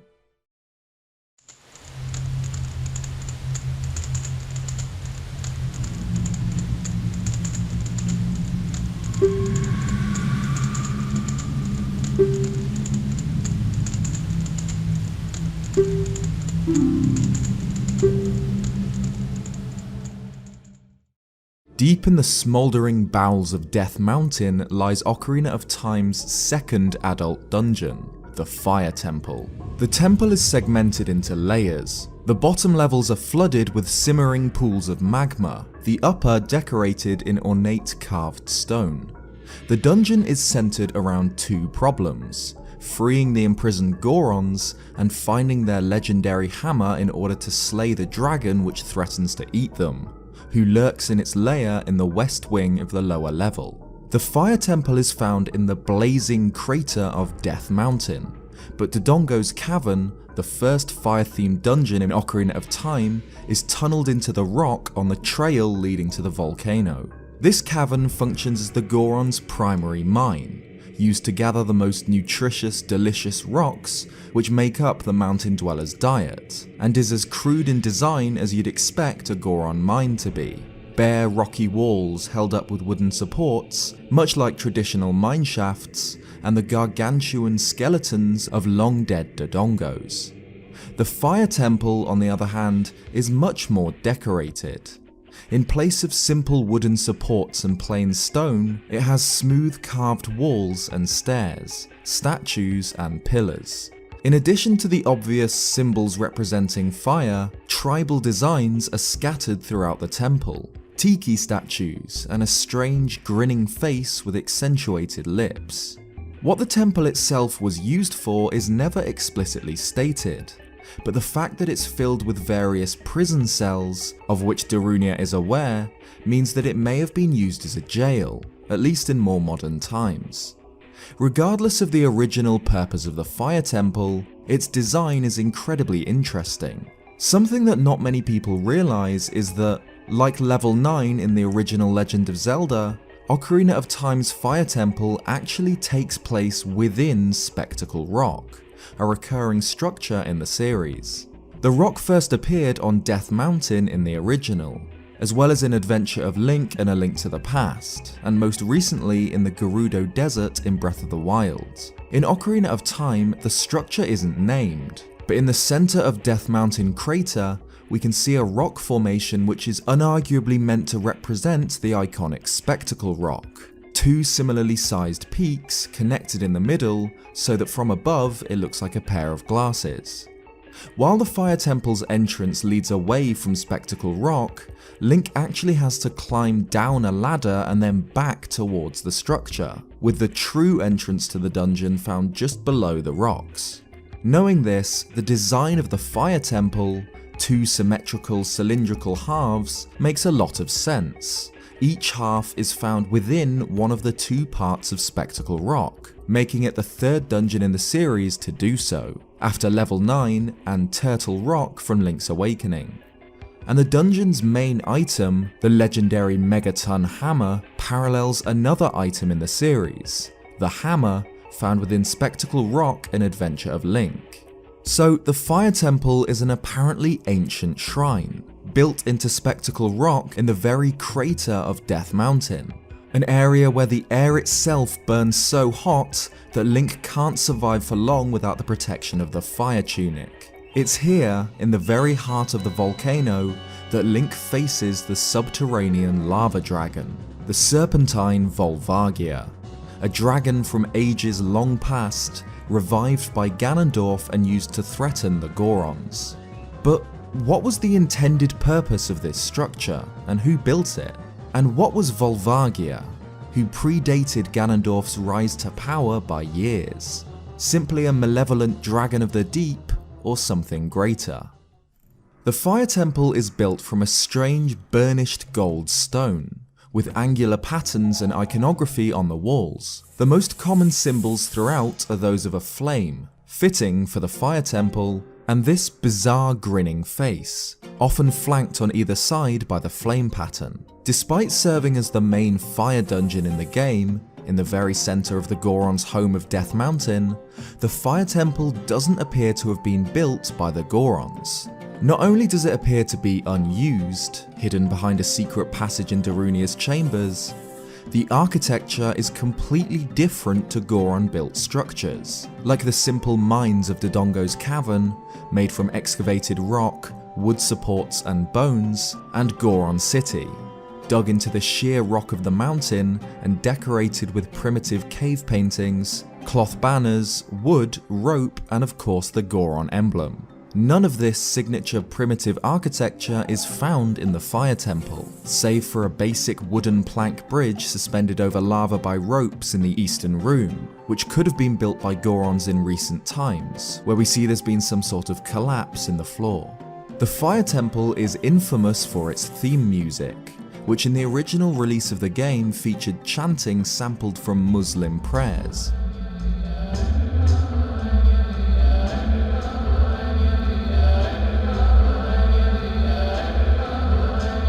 Koji Kondo apparently used this sample without understanding its meaning, just using it for effect, as he did with many royalty-free samples. Unless you understand Arabic or are familiar with the prayer, the original theme seems alien, haunting, eerie, evoking the feeling of entering a place built by some long-lost people, and is in stark contrast to the tribal drums of Goron City or the empty ambience of Dodongo's cavern, highlighting just how different this temple and its original creators were to the Gorons. In addition to the Fire Temple's differences to Goron structures, we can see that, in games prior to Ocarina of Time, the Gorons had not settled on Death Mountain. In both the Minish Cap and Skyward Sword, Gorons are vagabonds, a wandering tribe without a home, meaning it's likely that they settled on Death Mountain in relatively recent times. Yet, despite likely not being its creators, we know that the Gorons have a strong connection to the Fire Temple, in particular the Megaton Hammer and Volvagia. An ancient Goron legend is retold to us by Link the Goron, telling the story of his people's first victory over the Fire Dragon. A long time ago, there was an evil dragon named Volvagia living in this mountain. That dragon was very scary. He ate Gorons. Using a huge hammer, the hero of the Gorons, boom, destroyed it just like that. This is a myth from long ago, but it's true. I know because my dad is a descendant of the hero. In an age so long ago that its events have faded into myth, Volvagia wreaked havoc on Death Mountain, terrorizing the Gorons. But the ferocity and power of the subterranean lava dragon didn't shatter the resolve of one ancient Goron hero, who took up a colossal steel hammer and broke the body of the fireworm. The dragon remained a legend passed down through the Goron generations, until the 7 dark years in which Ganondorf lay claim to Hyrule, while the Hero of Time slept in the Sacred Realm. During this time, Ganondorf was able to break the royal family's rule of the land. But, among others, the stalwart Gorons refused his rule. In response, the Gerudo used his dark powers to revive the ancient dragon, and imprisoned the Gorons within the Fire Temple, threatening to feed them to the beast as a warning to other races that might resist him. So Volvagia is simply an evil dragon, right? Much like Aquamentus, Gleeok, or Argarok, a malevolent creature summoned or created by a villain. Not quite. Ocarina of Time has 3 elemental races: the Kokiri, residing in the Lost Woods and holding the Kokiri Emerald, the Zora, residing in Zora's Domain and holding the Zora's Sapphire, and the Gorons, residing on Death Mountain and holding the Goron's Ruby. The first 2 of these races were watched over by a guardian deity which embodies their element: the Great Deku Tree, guardian spirit of the forest, and Lord Jabu Jabu, patron deity of the Zora. Ganondorf is aware of the influence and power of these guardian deities, and it's these 2 that he targets when he attempts to extort the spiritual stones from the races, placing a curse on both the Great Deku Tree and Lord Jabu Jabu, infecting them with the parasites Goma and Baronade respectively. Yet, when Ganondorf attempts to take the Goron Ruby, he instead blocks off the source of their food, Dodongo's cavern, as the Gorons have no guardian spirit. Looking ahead in the adult timeline to the Wind Waker, where just like Ocarina of Time, 3 sacred jewels must be collected to enter a sacred temple, we again see a guardian deity of the forest in possession of one, the Great Deku Tree, and a water spirit in possession of another, Jabu. But here we also see a 3rd spirit completing the trio, Valu, a great dragon perched atop Dragon Roost Island, known as the Spirit of the Skies, yet also directly connected to the element of fire. In Ocarina of Time, there's a missing 3rd part of the Guardian Trinity, a missing fire spirit. Enter Volvagia, the subterranean lava dragon, an ancient being slain by the Goron hero long ago, newly revived by Ganondorf to terrorize the mountain folk. It's been long thought by Zelda fans that Volvagia could be, in some way, the third guardian deity, the spirit of Death Mountain. And both Hyrule Historia and Encyclopedia seemingly confirm this, the latter describing the beast as essentially the spirit of Death Mountain. And Hyrule Historia goes as far to suggest that not only are the Wind Waker's great Deku Tree and Jabu descended from Ocarina of Time's Deku Tree and Jabu, something which anyone who's played both games could speculate on, but also that Valu could be directly descended from Volvagia. Could Volvagia truly be the third guardian deity? A being so ancient its origins are unknown, just like Jabu and the Great Deku Tree, who, for whatever reason, harmed its race rather than protected them. If so, why was it known to be an evil dragon? Why would a Goron hero, long ago, have had to fight his own patron deity for the survival of his race, crushing the spirit with a legendary hammer? An interesting point to make is that Ganondorf somehow knew about Volvagia in order to revive it. From what we learn from Link the Goron, the legend of the Goron hero's triumph over the dragon is so old that its validity is doubted. Yet Ganondorf somehow knew about this spirit, and that resurrecting something straight out of myth would be an effective way to threaten the Gorons. Ganondorf somehow also knew about the Great Deku Tree and Jabu's roles as guardian deities of the forest and water, knowing that they were prime targets for his curses. Might he also have learned about Volvagia the same way, the guardian spirit of the mountain, who unlike its brethren was long dead? Still, we don't learn why the guardian deity of the mountain is seemingly an evil creature, bent on destruction and devourment. But there are clues, found not in Ocarina of Time, but in the Wind Waker, with Volvagia's apparent descendant, Dragon Roost Island's Valu. Valu is a benevolent, caring deity, the protector of the Rito tribe who have come to dwell on the mountain since their evolution from the water-based Zora. It's possible that this evolution wouldn't have happened at all without Valu, as it's by his grace that the Rito are granted their wings. However, by the time Link arrives, Valu is in torment, being tortured from below by a creation of Ganondorf, Gohma, who lurks in the cave below where Valu's tail hangs. The Rito cannot understand why their once peaceful god has changed so suddenly, acting violent and unpredictable, shaking the mountain itself and throwing boulders down, one of which destroys a bridge. This burning rage means that it's too dangerous to approach him, threatening the Rito's way of life as they know it. While Valu rages, Dragon Roost Island is surrounded by a storm, a circular cloud surrounding the peak, which is incredibly similar to Death Mountain's appearance while Volvagia is active, which erupts with a burning ring of clouds surrounding the peak.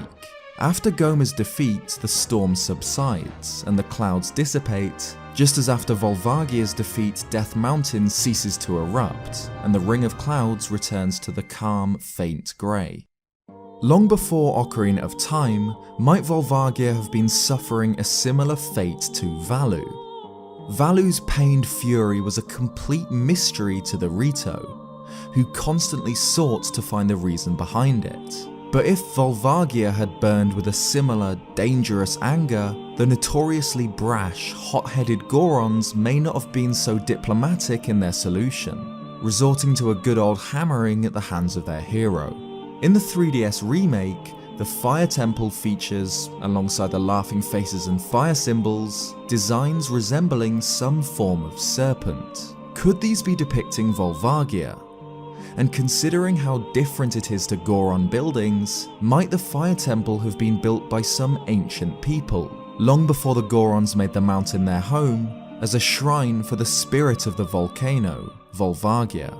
If the Gorons settled the mountain long after the construction of the Fire Temple and the birth of Volvagia, they may not have understood the volatile nature of the volcano's spirit. Like the element Volvagia embodies, and the mountain in which it lives, the deity is fierce and unpredictable, powerful and destructive, especially if it was in a fit of rage similar to Valu's, caused by some unknown ailment or curse. Perhaps the spirit was even enraged by the Goron's activity on the mountain, mining into its sacred temple and carving homes into the rock. And to the Gorons, who may have settled the area in relatively recent times, a raging guardian spirit may have seemed an enemy, a fiend to be destroyed with the legendary hammer. Volvagia, despite being the most iconic, isn't the only dragon fire spirit in the series. Others appear which could be different incarnations, ancestors or descendants of the boss of the fire temple. The most recent is Dinral, a serpentine dragon spirit which soars across the skies of Hyrule in Breath of the Wild, alongside its brethren Farosh and Naedra. These spirits, while dangerous to fly near, mean no harm to the various people of Hyrule, and in fact can only be seen by those with a pure heart such as a child. Similar to the Minish or the Koroks, perhaps a choice by the goddesses to keep the guardian spirits separate from the proceedings of mortals. Another is Eldin, guardian of the Eldin province, tasked with teaching Link the Song of the Hero alongside the dragons Faron and Lanayru. While a benevolent creation of the goddess, Eldin's power and volatile nature is still seen. An explosion of his power causes a gigantic eruption of Eldin Volcano which knocks Link unconscious, and prevents him ascending to the skies by throwing up clouds of ash. But one question remains. If Volvagia was an enraged fire spirit, destroyed first by a Goron and then by Link, how could Valu be descended from it? The possibilities are numerous. Valu could be a sort of spiritual descendant of the subterranean lava dragon, rather than directly, similar to how the reincarnation of Link happens. However, it's also not impossible that Volvagia had eggs somewhere within the fire temple, just like how the great Deku Tree reproduced via its sprouts, though we don't see anything like it in the game. However, we do see evidence for what might be an intermediate step between Volvagia and Valu in Dragon Roost Cavern, the labyrinth which lies beneath Valu in the Wind Waker. This cave network now crawls with enemies, and great pillars of lava erupt throughout, but there still exist bridges, stone rooms and passageways in the mountain. And interestingly, this architecture doesn't resemble that of the Rito, which features totem pole designs as well as nest-like rooms, with feathers and carvings of birds. Instead, Dragon Roost Cavern features crude wooden bridges, wall paintings and bones, much like the building of the Gorons in Ocarina of Time, in particular Dodongo's Cavern. In fact, the music of Dragon Roost Cavern and Dodongo's Cavern are almost identical, save for a drum beat in the former.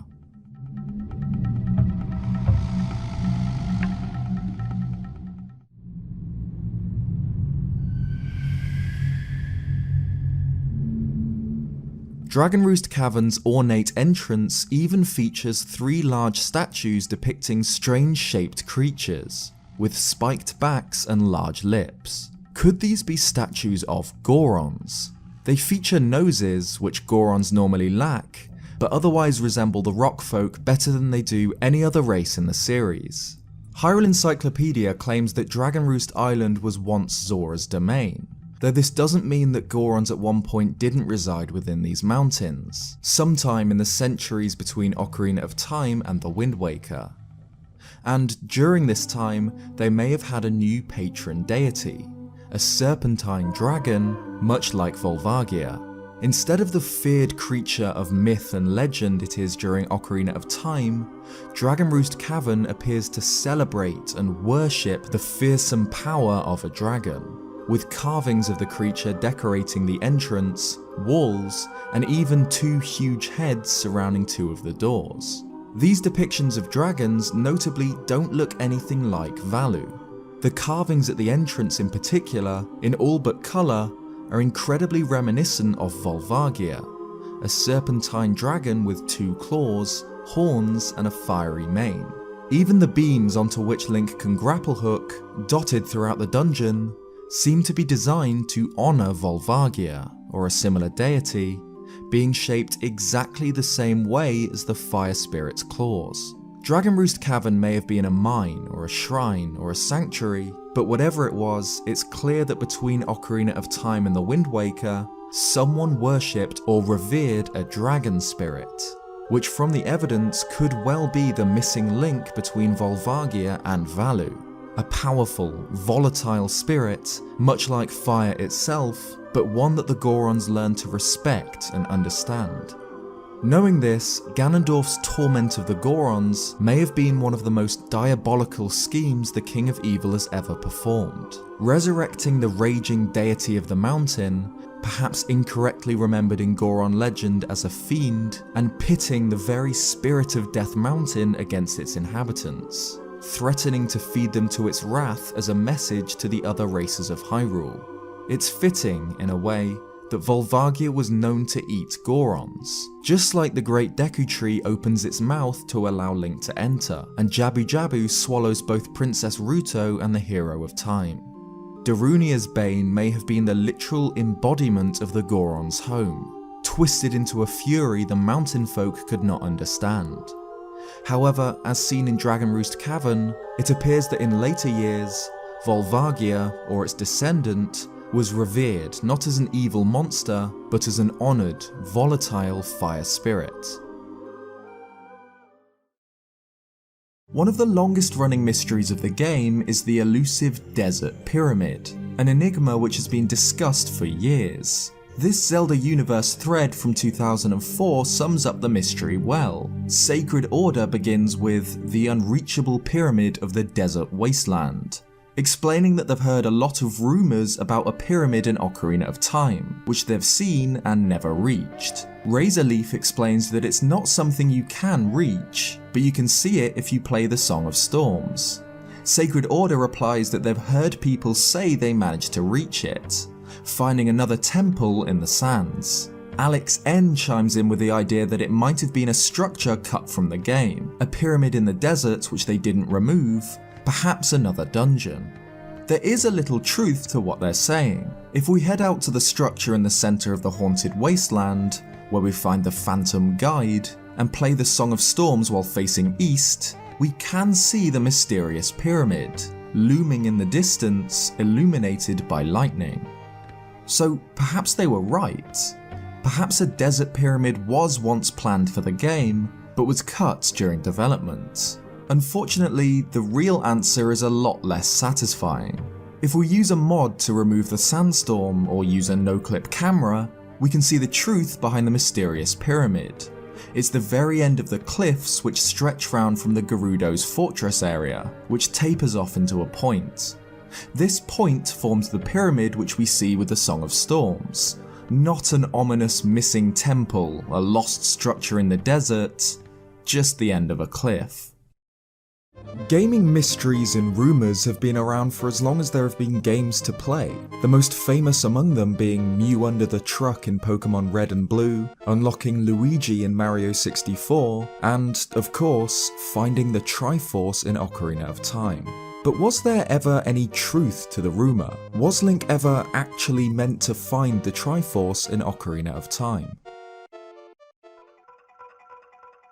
So to begin with this classic gaming mystery, we need to look at where it started. Of course, Ocarina of Time is the 5th main Zelda game, and in the first 3 games, the Triforce was progressively established as the final goal of Link's quests, the single most powerful magical artifact in the world. In the first game, Link collects the shattered pieces of the Triforce of Wisdom. In Zelda 2, he proves his worth and uses the full Triforce to wake a sleeping Zelda. And in A Link to the Past, after defeating Ganon, Link again stands before the completed Triforce and makes a wish to undo Ganon's evil. Link's Awakening was a handheld Zelda telling a fully self-contained story not set in Hyrule and not involving Ganon, so by the time that Ocarina of Time was on the horizon, known as Zelda 64 at the time, it just made sense to assume that in the biggest, most ambitious Zelda game to date, Link would find himself searching for the series' most iconic item.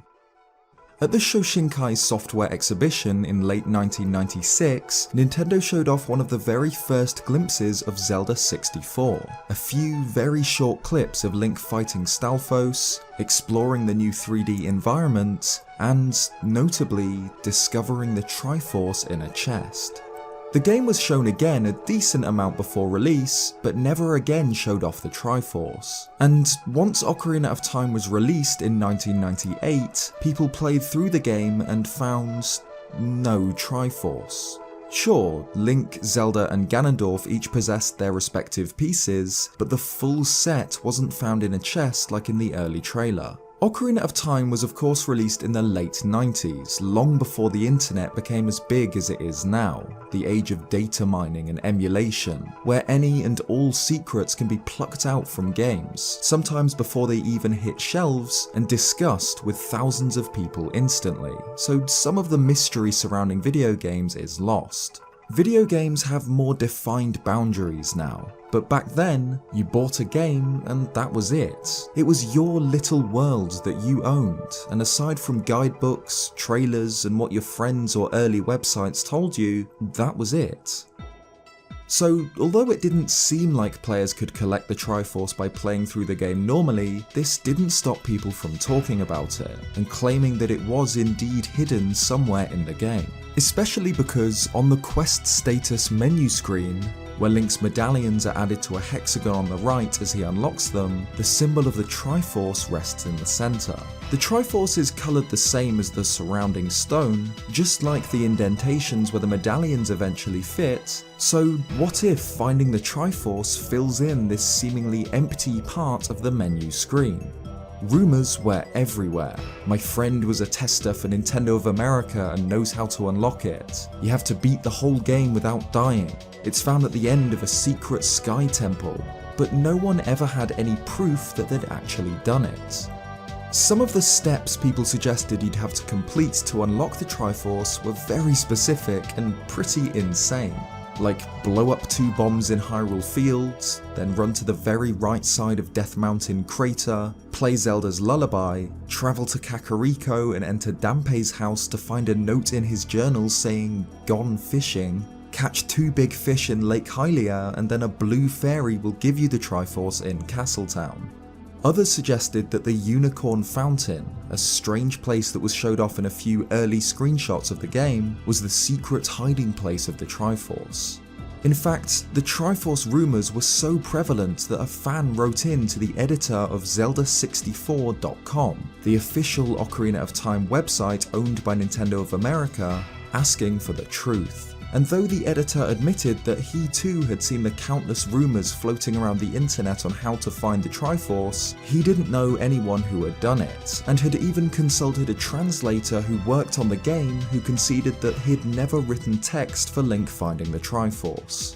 But even still, the editor didn't completely shut the door on the rumours. He admits that he feels obligated to mention that this does not prove that the Triforce is unattainable. It's possible, I guess, that Link could be struck speechless when the Triforce is acquired. I doubt it though. Don't believe any rumours unless you read it here. I swear to my readers that if the Triforce is ever found and confirmed by our expert gameplay counsellors, I will immediately spill the beans in a special article. So even Ocarina of Time's English translator claiming that he didn't write text involving finding the Triforce wasn't enough to completely dispel these rumours. And of course, it wasn't long before people began hoaxing, moving on from just text-based riddles and complicated walkthroughs to actual quote-unquote proof, like this shot edited to show the Triforce on the quest status screen lit up in gold, suggesting that the player had finally unlocked the elusive artifact. The most famous Triforce hoax came from someone who went by Ariana Almandos, who in 1999 emailed the Land of Hyrule, a Zelda fan site, with what she claimed was proof that she had discovered and unlocked the Triforce. Ariana claimed that she found the Triforce around a week ago and took a picture on Friday, but would keep the secret for a month. She attached a photo showing Link standing in front of the Triforce with the Sage of Light Roru in the background. When pressed further, she followed up with elaborate clues on how she discovered it, involving skipping pulling the Master Sword in order to access the Temple of Light by playing a new song called the Overture of Sages. Though many people were skeptical, the image seemed to fool a good number of players, and the hunt for the Triforce had never been more intense. Later, Ariana followed up with more clues and more pictures, showing Link playing the Overture of Sages and him entering the Temple of Light. However, people quickly noticed that these weren't as convincing as the first shot. Link's sword is on the wrong shoulder in the screenshot of him playing the ocarina, meaning the image had been flipped. Ariana failed to explain any of the oddities about her stories and screenshots, and a few months later admitted that everything was faked. So, despite the absolute hysteria surrounding it, nobody ever actually found the Triforce in Ocarina of Time. Even though it was shown in the 1996 trailer, even with all of the nephews, cousins, dogs, stepdads claiming that they'd discovered it, an obtainable Triforce was just a rumour. Or was it? Obviously, now we can go through every byte of data on the cartridge with a fine-tooth comb and see that, yeah, there's no obtainable Triforce found in the game.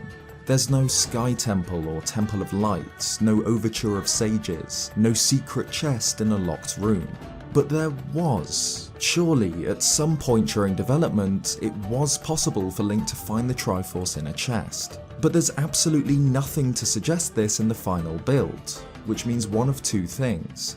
One, the 1996 trailer was either pre-rendered or so incredibly early on in development that collecting the Triforce was never really intended to be part of the game, just some early eye-catching trailer footage. Or two, the Triforce was meant to be obtainable in the game at some point like we see here, but was cut out during development. So, is there any evidence of it having been cut? Well, while in recent years development builds of Ocarina of Time have leaked and been scoured for new information, there still isn't much that could solidify this theory. There's no cut Triforce item, and even the room in which we see Link find it in the trailer was apparently just designed using Super Mario 64 assets, as it was built so early on in development. But there is one minor detail. In a late 1997 build of Ocarina of Time, around a year before the game's release, data miners found this, an icon of the Triforce, which fits perfectly on the quest status screen along with the symbols for the medallions. In the final version, this Triforce graphic is rendered together with the entire menu screen, but here it's separate, just like the icons for the collectible Sage's medallions. In addition, while the medallions' file names are H24 Seals 1 through 6, this Triforce symbol is named H32 Seals 7, which could suggest that it was going to appear over the menu at some point, perhaps indicating that Link had found the Triforce. The sprite doesn't have any colour values to save memory space, so we don't know how it was meant to look. But if coloured gold, this is what the menu screen might have looked like. Again, this tiny image is all the evidence we have, so it's not confirmed by any means, but it's entirely possible that this was, at some point, a symbol to mark the completion of the most famous Zelda quest that never existed, the search for the Triforce. The Sheikah tribe are known as the Shadow Folk, the reclusive, mysterious servants of the Hyrulean royal family. Though their most extensive appearance in the series to date is in Breath of the Wild, where they exist as an ancient, technologically advanced civilization responsible for the creation of godlike weapons of war. The Sheikah have existed in secret for the entire Zelda timeline, dating back to the era when the goddess Hylia herself walked the earth. Until Breath of the Wild, we were only given glimpses of the Shadow Folk. The tribe are often represented by only a single living Sheikah. But during the late 2000s, there were plans for a Zelda game centered around the Sheikah, set in a desolated Hyrule sometime after the events of Ocarina of Time. The existence of this project was the subject of rumours for well over a decade. There are forum posts from around this time discussing the possibility that Retro Studios had been involved in the development of a new Zelda game. Retro were the team responsible for games like the Metroid Prime trilogy, so this understandably garnered a lot of attention, but evidently no such project ever came to light. This was until a concept artist involved in the project shared some of his work online. It has to be stressed that the artist himself admitted that this was very, very early concept art, and he doubts that Nintendo of Japan ever saw much, if any, of the project before it was shelved. But it is incredibly interesting. The art is much darker and more mature than we've come to expect from Zelda, and the story the game was apparently set to tell is centered around a fascinating part of the timeline that we really don't know enough about. So let's run through some highlights from this project's artwork, and look at the possible stories and ideas that this game was set to explore.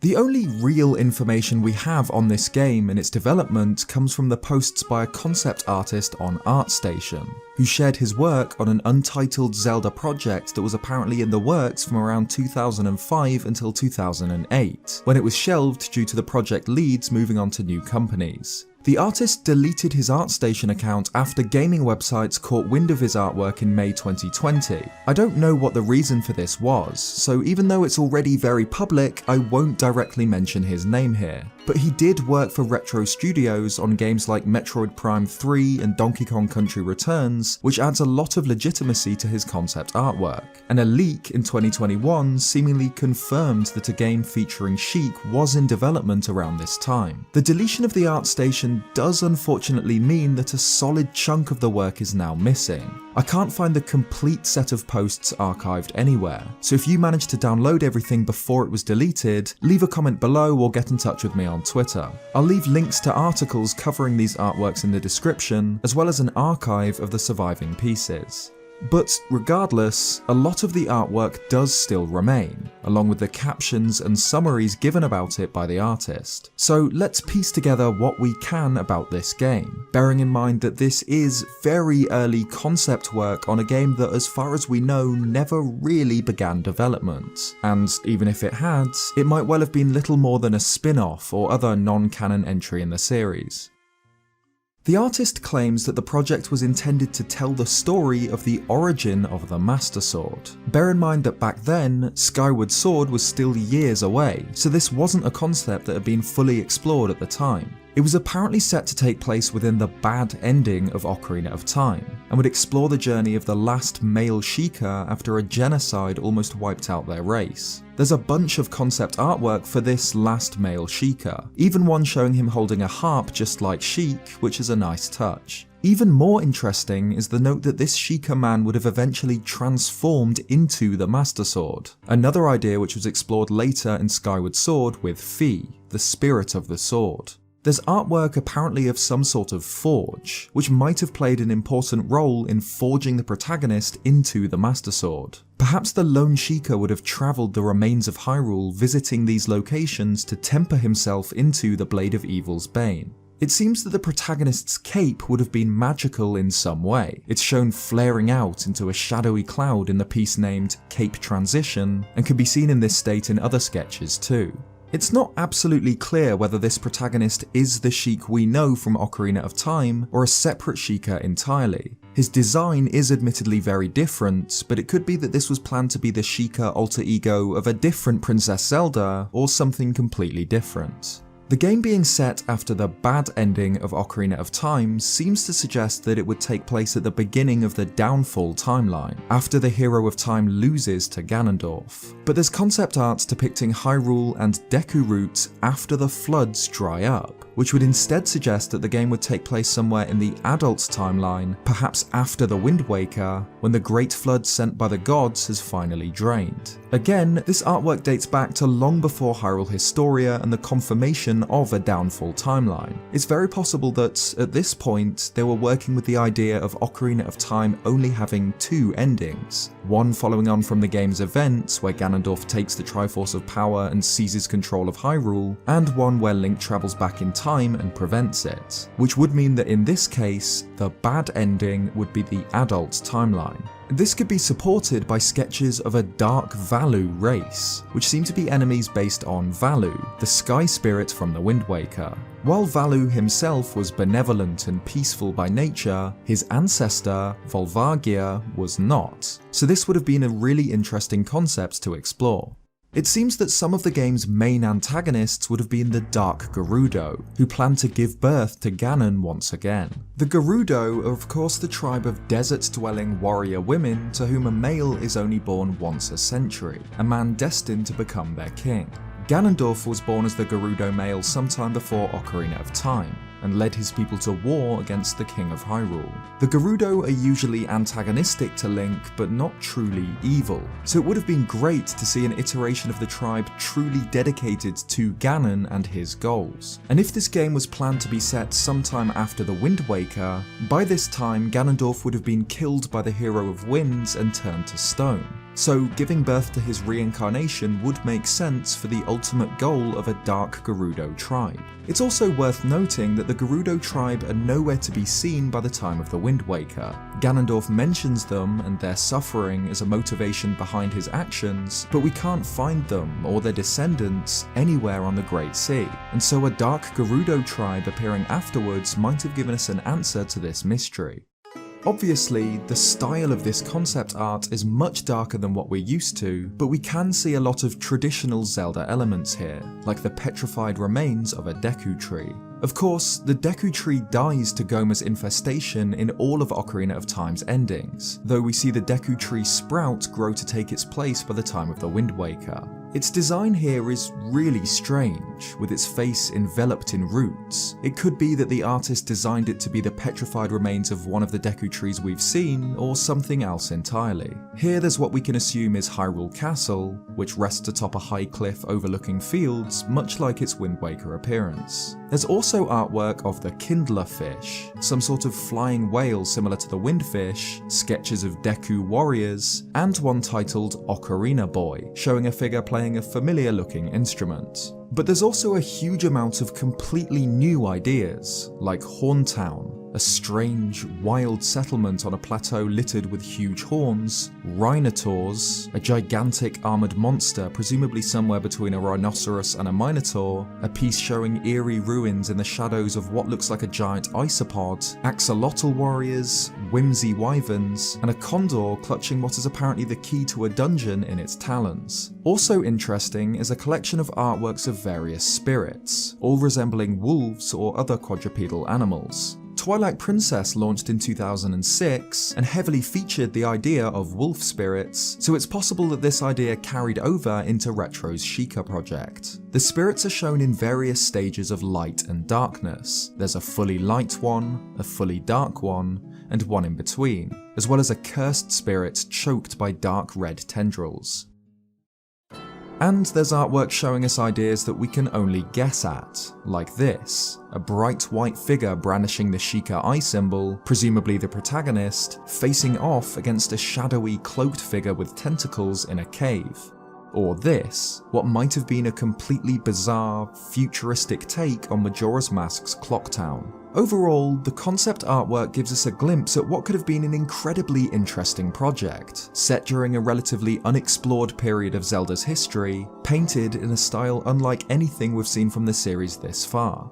Unfortunately, this is probably the only look we'll ever get at this shelved project. Miyamoto has at some points mentioned that they were interested in developing a game centered around Sheik, and that they were open to working with Retro Studios on the production of a Zelda game, but as far as we know, this particular idea was completely scrapped. The Zelda team are notoriously protective over their property, and very rarely do other studios get the chance to work on games in this series. This does mean that whenever we do get new Zelda games, they're almost always masterfully crafted experiences, but we're often left waiting years between main series entries. I'd personally love to see more ideas like this Sheikah project explored, even as spin-offs or non-canon entries in the series, wildly unique and different takes on the Zelda universe and story. Ocarina of Time's Spirit Temple is found in the heart of the Gerudo Desert, past the treacherous land perpetually engulfed in a raging sandstorm known as the Haunted Wasteland, Passage across the wasteland is nearly impossible, the first major barrier being a river of quicksand, requiring Link to use his longshot or hover boots to overcome. Near the centre of the desert is a stone hut, with a sign reading, "One with the Eye of Truth shall be guided to the Spirit Temple by an inviting ghost." Without Link's items, this plaque would seemingly mean nothing, but if he equips the Lens of Truth, a Poe becomes visible, announcing that it'll be your guide on your way, but coming back it won't play. It'll show you the only way to go, so follow it and don't be slow. Following the Poe allows Link to safely reach the Spirit Temple, but like it says, it won't lead the hero on the return journey. But it's never explained who the Poe is, or why it helps people through the desert. We know that at least some Poes, if not all of them, are the souls of deceased individuals, like the Composer brothers, musicians slain by Ganondorf who at first attack Link before realising he's a friend, not foe. But the Phantom Guide's identity, or the reasons behind why it helps travellers through the desert, is never revealed. Ocarina of Time is a game about growing up. After collecting the spiritual stones and pulling the Master Sword from its pedestal, Link, and the player, are thrust 7 years into the future, into a cold, unfriendly, adult world, a place tortured by war, where Link's friends are distressed or missing. Of course, Link has the ability to rewind time and continue to adventure through Hyrule as a child, but not forever. The adult era is the only place in which he can make real progress. To save Hyrule and defeat Ganondorf, Link needs to leave his childhood behind and face the real world. And for me, nowhere is this feeling captured better than the small conversation between Link and his best friend, Saria, on the bridge leading out of Kokiri Forest. After the Hero of Time defeats Goma and the Great Deku Tree withers, Saria is nowhere to be found in the woods. Link steps out of Kokiri Forest, and the first thing you notice is the lack of music. Only the sounds of the forest, birds, insects, and the sighing of the wind. Link runs across the bridge, focused on the task set for him by the Deku Tree, but is stopped by a voice from behind him. Saria, standing with one hand on the bridge's rope support. She says that she knew Link would leave the forest someday, because she knew that, somehow, he was different from the other Kokiri. She asks if the two of them will stay friends forever, then gifts Link one of her prized possessions, her fairy ocarina. Saria says that she hopes Link will think of her when he plays it, and come back to visit.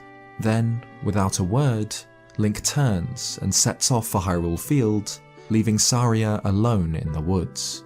This is such a tiny cutscene, but it's so powerful. While it is just a couple of lines of dialogue between two characters standing silently on a bridge, it perfectly captures the sadness of Ocarina of Time, the agony of growing up and leaving the comfort of childhood behind. In a late 1997 interview with Shigeru Miyamoto, around a year before Ocarina of Time released, the game's producer described the Forest Medallion as the Wind Magic Medallion, which could be seen equipped by Link in multiple pre-release screenshots. He goes on to explain that there are 6 types of magic, including fire, wind, darkness, and light, and that these magics could be used in conjunction with Link's bow. It's well documented how the Wind Medallion went on to become the Forest, and the Ice Medallion went on to become the Water, meaning at one point there were medallions for fire, ice, wind, light, spirit, and darkness, or shadow. The Ocarina of Time itself was added later on in development, and before this, the medallions were used to warp as well as power Link's arrows or cast magic spells. Of course, the arrows powered by the Ice, Fire, and Light medallions survived into the full game, the Fire, Ice, and Light arrows, but the Wind, Spirit, and Shadow arrows were dropped. However, thanks to the leak of a 1997 build of Ocarina of Time earlier this year, we can find the graphics for these powered arrows, the colours of which match the beta colours for the medallions. So at some point during development, Link could use Wind, Spirit, and Shadow arrows by combining the bow with his medallions. By changing values in the game's code, it's possible to see some leftover properties of these cut arrows. While they appear identical to the fire arrows, they have different effects on some enemies. Just like how the light arrow almost always results in a purple rupee dropping when used to kill an enemy, the wind and spirit arrows cause magic jars and arrows to drop respectively, and the shadow arrows seem to make some enemies drop fairies, but it's not as consistent. Also found in the beta build is evidence that every dungeon in the game would have had corresponding magic spells, not just the 3 that remain in the game, Din's Fire, Nehru's Love, and Faror's Wind. A tiny glimpse of this remains. The Shadow Temple must be opened with Din's Fire, but the only clue given by the game is the mark of the fire medallion on the ground. Knowing that Din's Fire was once the magic spell of the fire medallion, this makes a lot more sense. Text in the leaked beta build of the game reveals the original uses of these spells. Ice would have extinguished fires, Faror's Wind would have apparently activated when in danger, the Spirit Medallion would let you transform into Navi, the Light Medallion apparently would have been some sort of attack, and the Shadow Medallion would have made you invisible to enemies. There's a ton of really interesting things in the beta build of Ocarina of Time, and the Lost Elemental arrows and medallion spells are among the best. I'm pretty clueless when it comes to the code that makes these games work, so check the description for links to the sources I used for this section. Lord Jabu Jabu's disappearance. Before Link enters the Temple of Time and pulls the Master Sword during Ocarina of Time, his quest is to gather the 3 spiritual stones, sacred jewels held by the Great Deku Tree, the Gorons, and the Zora. These stones serve as keys to the Sacred Realm, allowing access to the Master Sword's chamber by opening the Door of Time, and so Ganondorf, yearning for the Triforce, blackmailed and threatened the various races of Hyrule in order to try and seize them. The Gerudo man placed a death curse on the guardian deity of the forest, the Great Deku Tree, infecting him with parasites, though he would not yield the stone. Despite Link's purging of the parasitic Goma, the Great Deku Tree succumbed to this curse, and passed away shortly after granting Link the Kokiri Emerald, the first of the spiritual stones. Ganondorf also attempted to extort the Goron Ruby from the Gorons by blocking the entrance to Dodongo's cavern, the source of their food, with a giant boulder, though again was unsuccessful in his attempt to take the stone. Instead, Link was gifted it after blowing open the cavern and slaying the monstrous King Dodongo.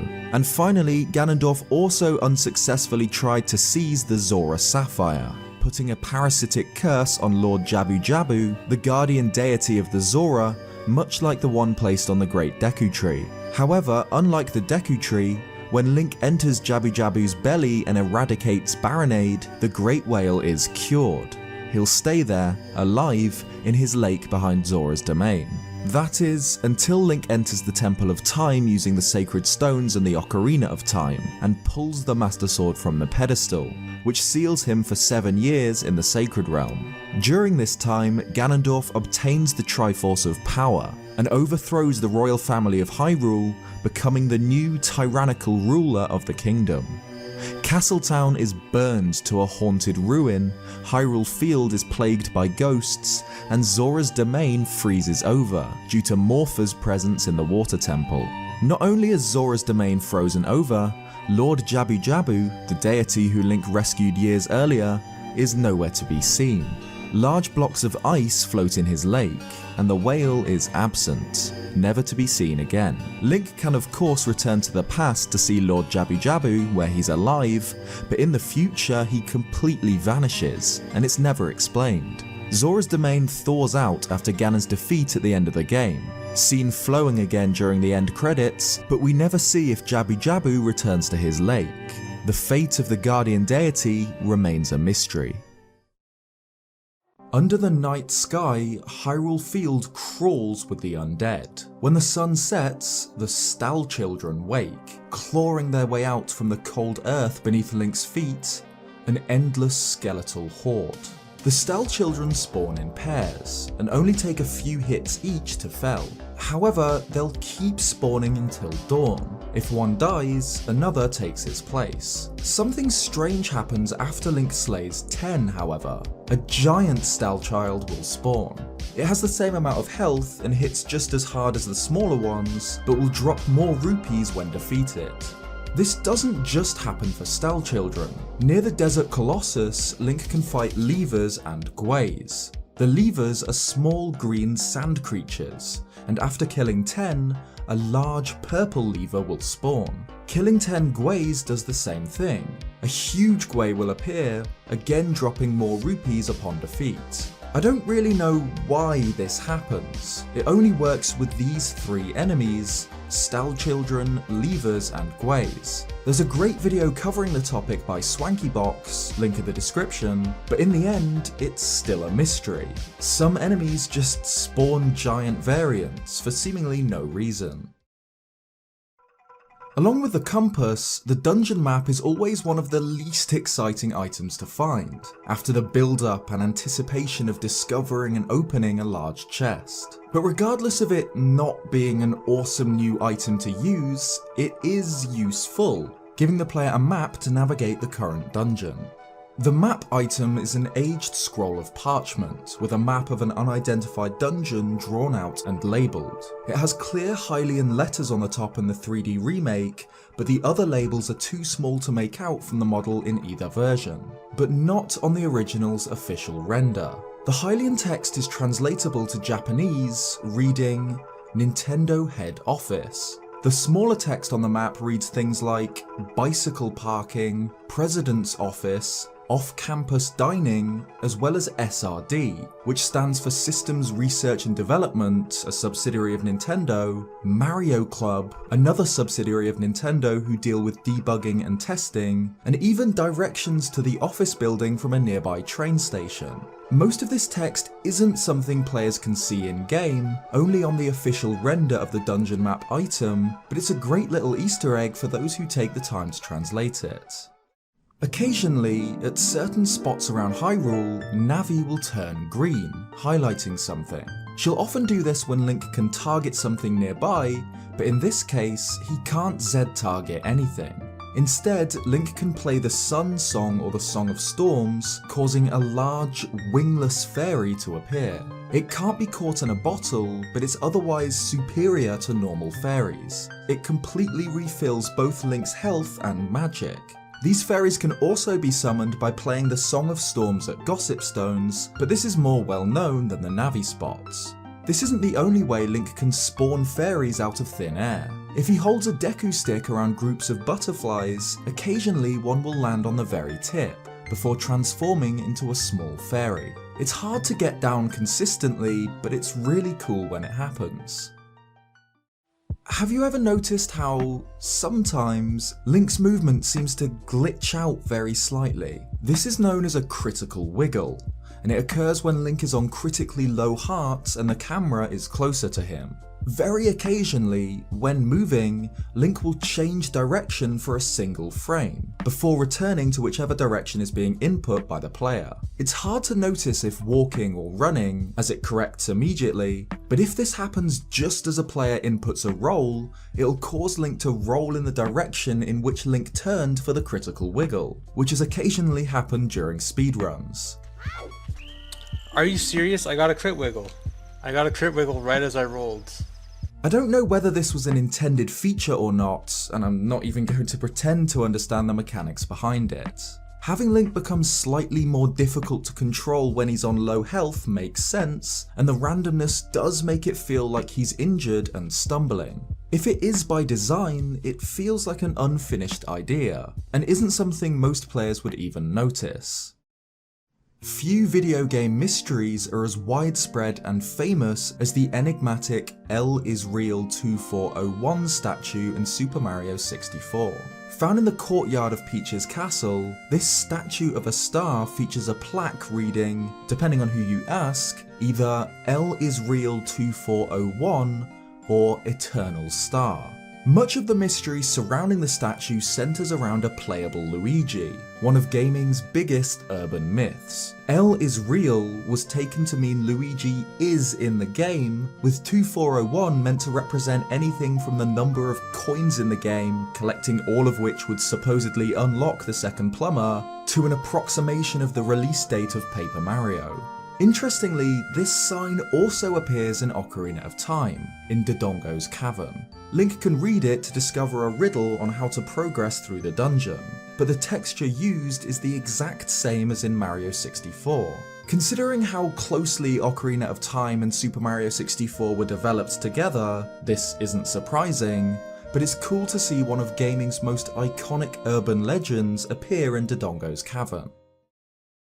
Unused Zelda enemies have always been interesting to me, especially when they're still found in the files of the games themselves. The cannon-wielding soldier in A Link to the Past, the bizarre Goron Golem in Twilight Princess, and the Arwing in Ocarina of Time.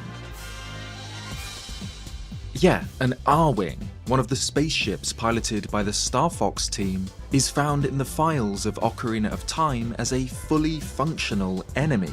This isn't a ROM hack, this is actually vanilla Ocarina of Time version 1.2, and an Arwing is legitimately present in the game files themselves, as if a miniature version of Fox or Falco has mistaken Link for Andros. This has been relatively well-known trivia for years, but with Fox McCloud appearing in the newly released Super Mario Galaxy movie, I've been replaying the Star Fox games, and it reminded me of this interesting little detail in Ocarina of Time.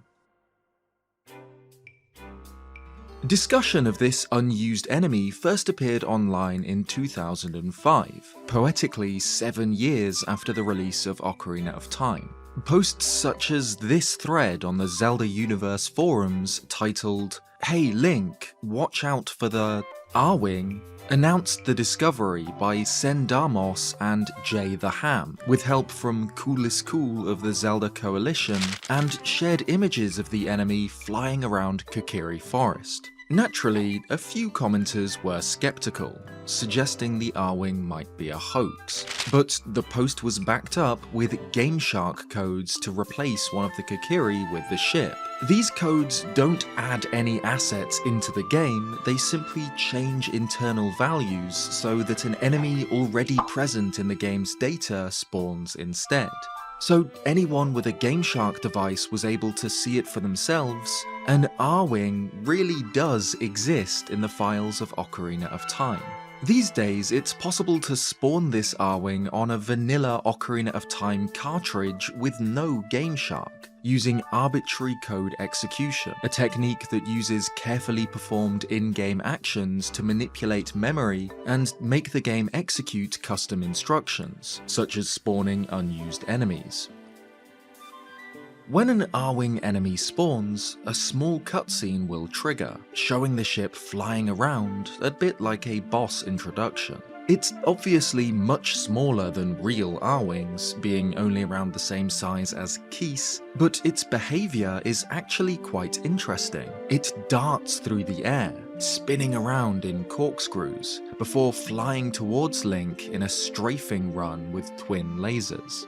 The Arwing can be Z-targeted like a normal enemy, though Navi offers no information about it. Its attacks deal 1/4 heart of damage, but Link can fight back, using weapons like the slingshot or fairy bow at range, or curiously, some items like the boomerang or Deku nuts for an instant kill. Interestingly, the Arwing has quite an elaborate death. It crashes to the ground and explodes into a cloud of fire that lingers for a few seconds. It even has its own sound effects.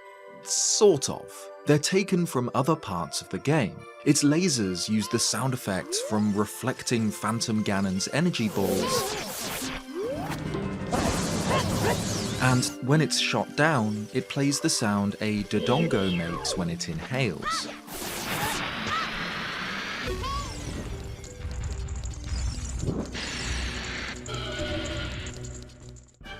The Arwing itself is lifted directly from Star Fox 64, released on the Nintendo 64 a year before Ocarina of Time, and its lasers reflect that game's first power-up tier, one step below the blue hyper lasers. Star Fox 64 is essentially a spiritual remake of the first Star Fox game on the Super Nintendo, telling the same story of the invasion of the Lylat system by Andross, a megalomaniacal scientist, and the efforts of the Star Fox team to stop it, 4 mercenaries led by Fox himself. The Star Fox team operates from their mothership, the Great Fox, but does battle most frequently in their Arwings, solo craft designed for high-performance dogfights. The game itself is an on-rails shooter, where the Star Fox team fight their way across the Lylat system from Corneria to Andross's base on Venom. So it seemed really odd to find Arwings here in the game files for Ocarina of Time at all, let alone enemy Arwings. A forum user commented, "What's an Arwing doing in Ocarina of Time? What kind of Easter egg is that? And besides, why does it register as an enemy? Was it meant to be an enemy but was ultimately dropped because Nintendo decided it didn't fit into a Zelda game?" The user who started the thread, Vitege, replied with, "This is either A, an Easter egg, B, a board coda, or C, a test enemy. Let's face it, it's better than the keys." And though they wouldn't know it for years, their third guess was correct. In 2011, an Iwata Asks interview featuring Satoru Takezawa, who worked as the character designer for Ocarina of Time, and Kazuaki Morita, who worked on, among other things, the boss animations, revealed that the Arwing was actually used to animate Volvagia, the dragon boss of the Fire Temple. Takezawa mentions that Volvagia is a dragon, so it wriggles and undulates. "I only gave Morita-san the dragon model parts, but he set it in motion immediately. He was confused at first on how quickly Morita was able to animate his design, and so asked him to explain. He said it was the same as the programming for Star Fox 64. There's this scene where another fighter aircraft is tailing Arwing. This is likely referring to scenarios such as when Star Wolf, a rival mercenary team in the employment of Andross, follow closely behind Fox's Arwing during all range mode dogfights. Morita jumps in by explaining that he could animate Volvagia simply by adding the Arwing to Ocarina of Time and switching in the dragon for the fighter. And when you look at the two side by side, you can picture it. The little cutscene that plays when an Arwing spawns closely matches Volvagia's own introduction, and the dragon flies through the air with each section of its serpentine body following the last, like they are spaceships tailing one another. For whatever reason, this Arwing remained in the game's files even in the release build, even sneaking its way into the GameCube and Virtual Console ports, only finally being removed for the 3DS remaster. Though we know what it was used for and why it is here, questions remain. There's code in an earlier build of the game that will spawn an Arwing above Link when he opens a chest. Though it was clearly used as an engine test and to implement Volvagia's flight patterns, it still feels like there are things we don't know about Zelda's Arwing. Still, it's one of my favourite little secrets in any Zelda game, not least because it brings two of my favourite Nintendo franchises together. Majora's Mask of course features the Keaton, Bremen, Dongero, Bunnyhood, and Mask of Scent together in a row on the Masks menu, most likely a nod to Fox, Falco, Slippy, Peppy, and Pigma, but that pales in comparison to a full-fledged Arwing enemy lurking in Ocarina of Time's code.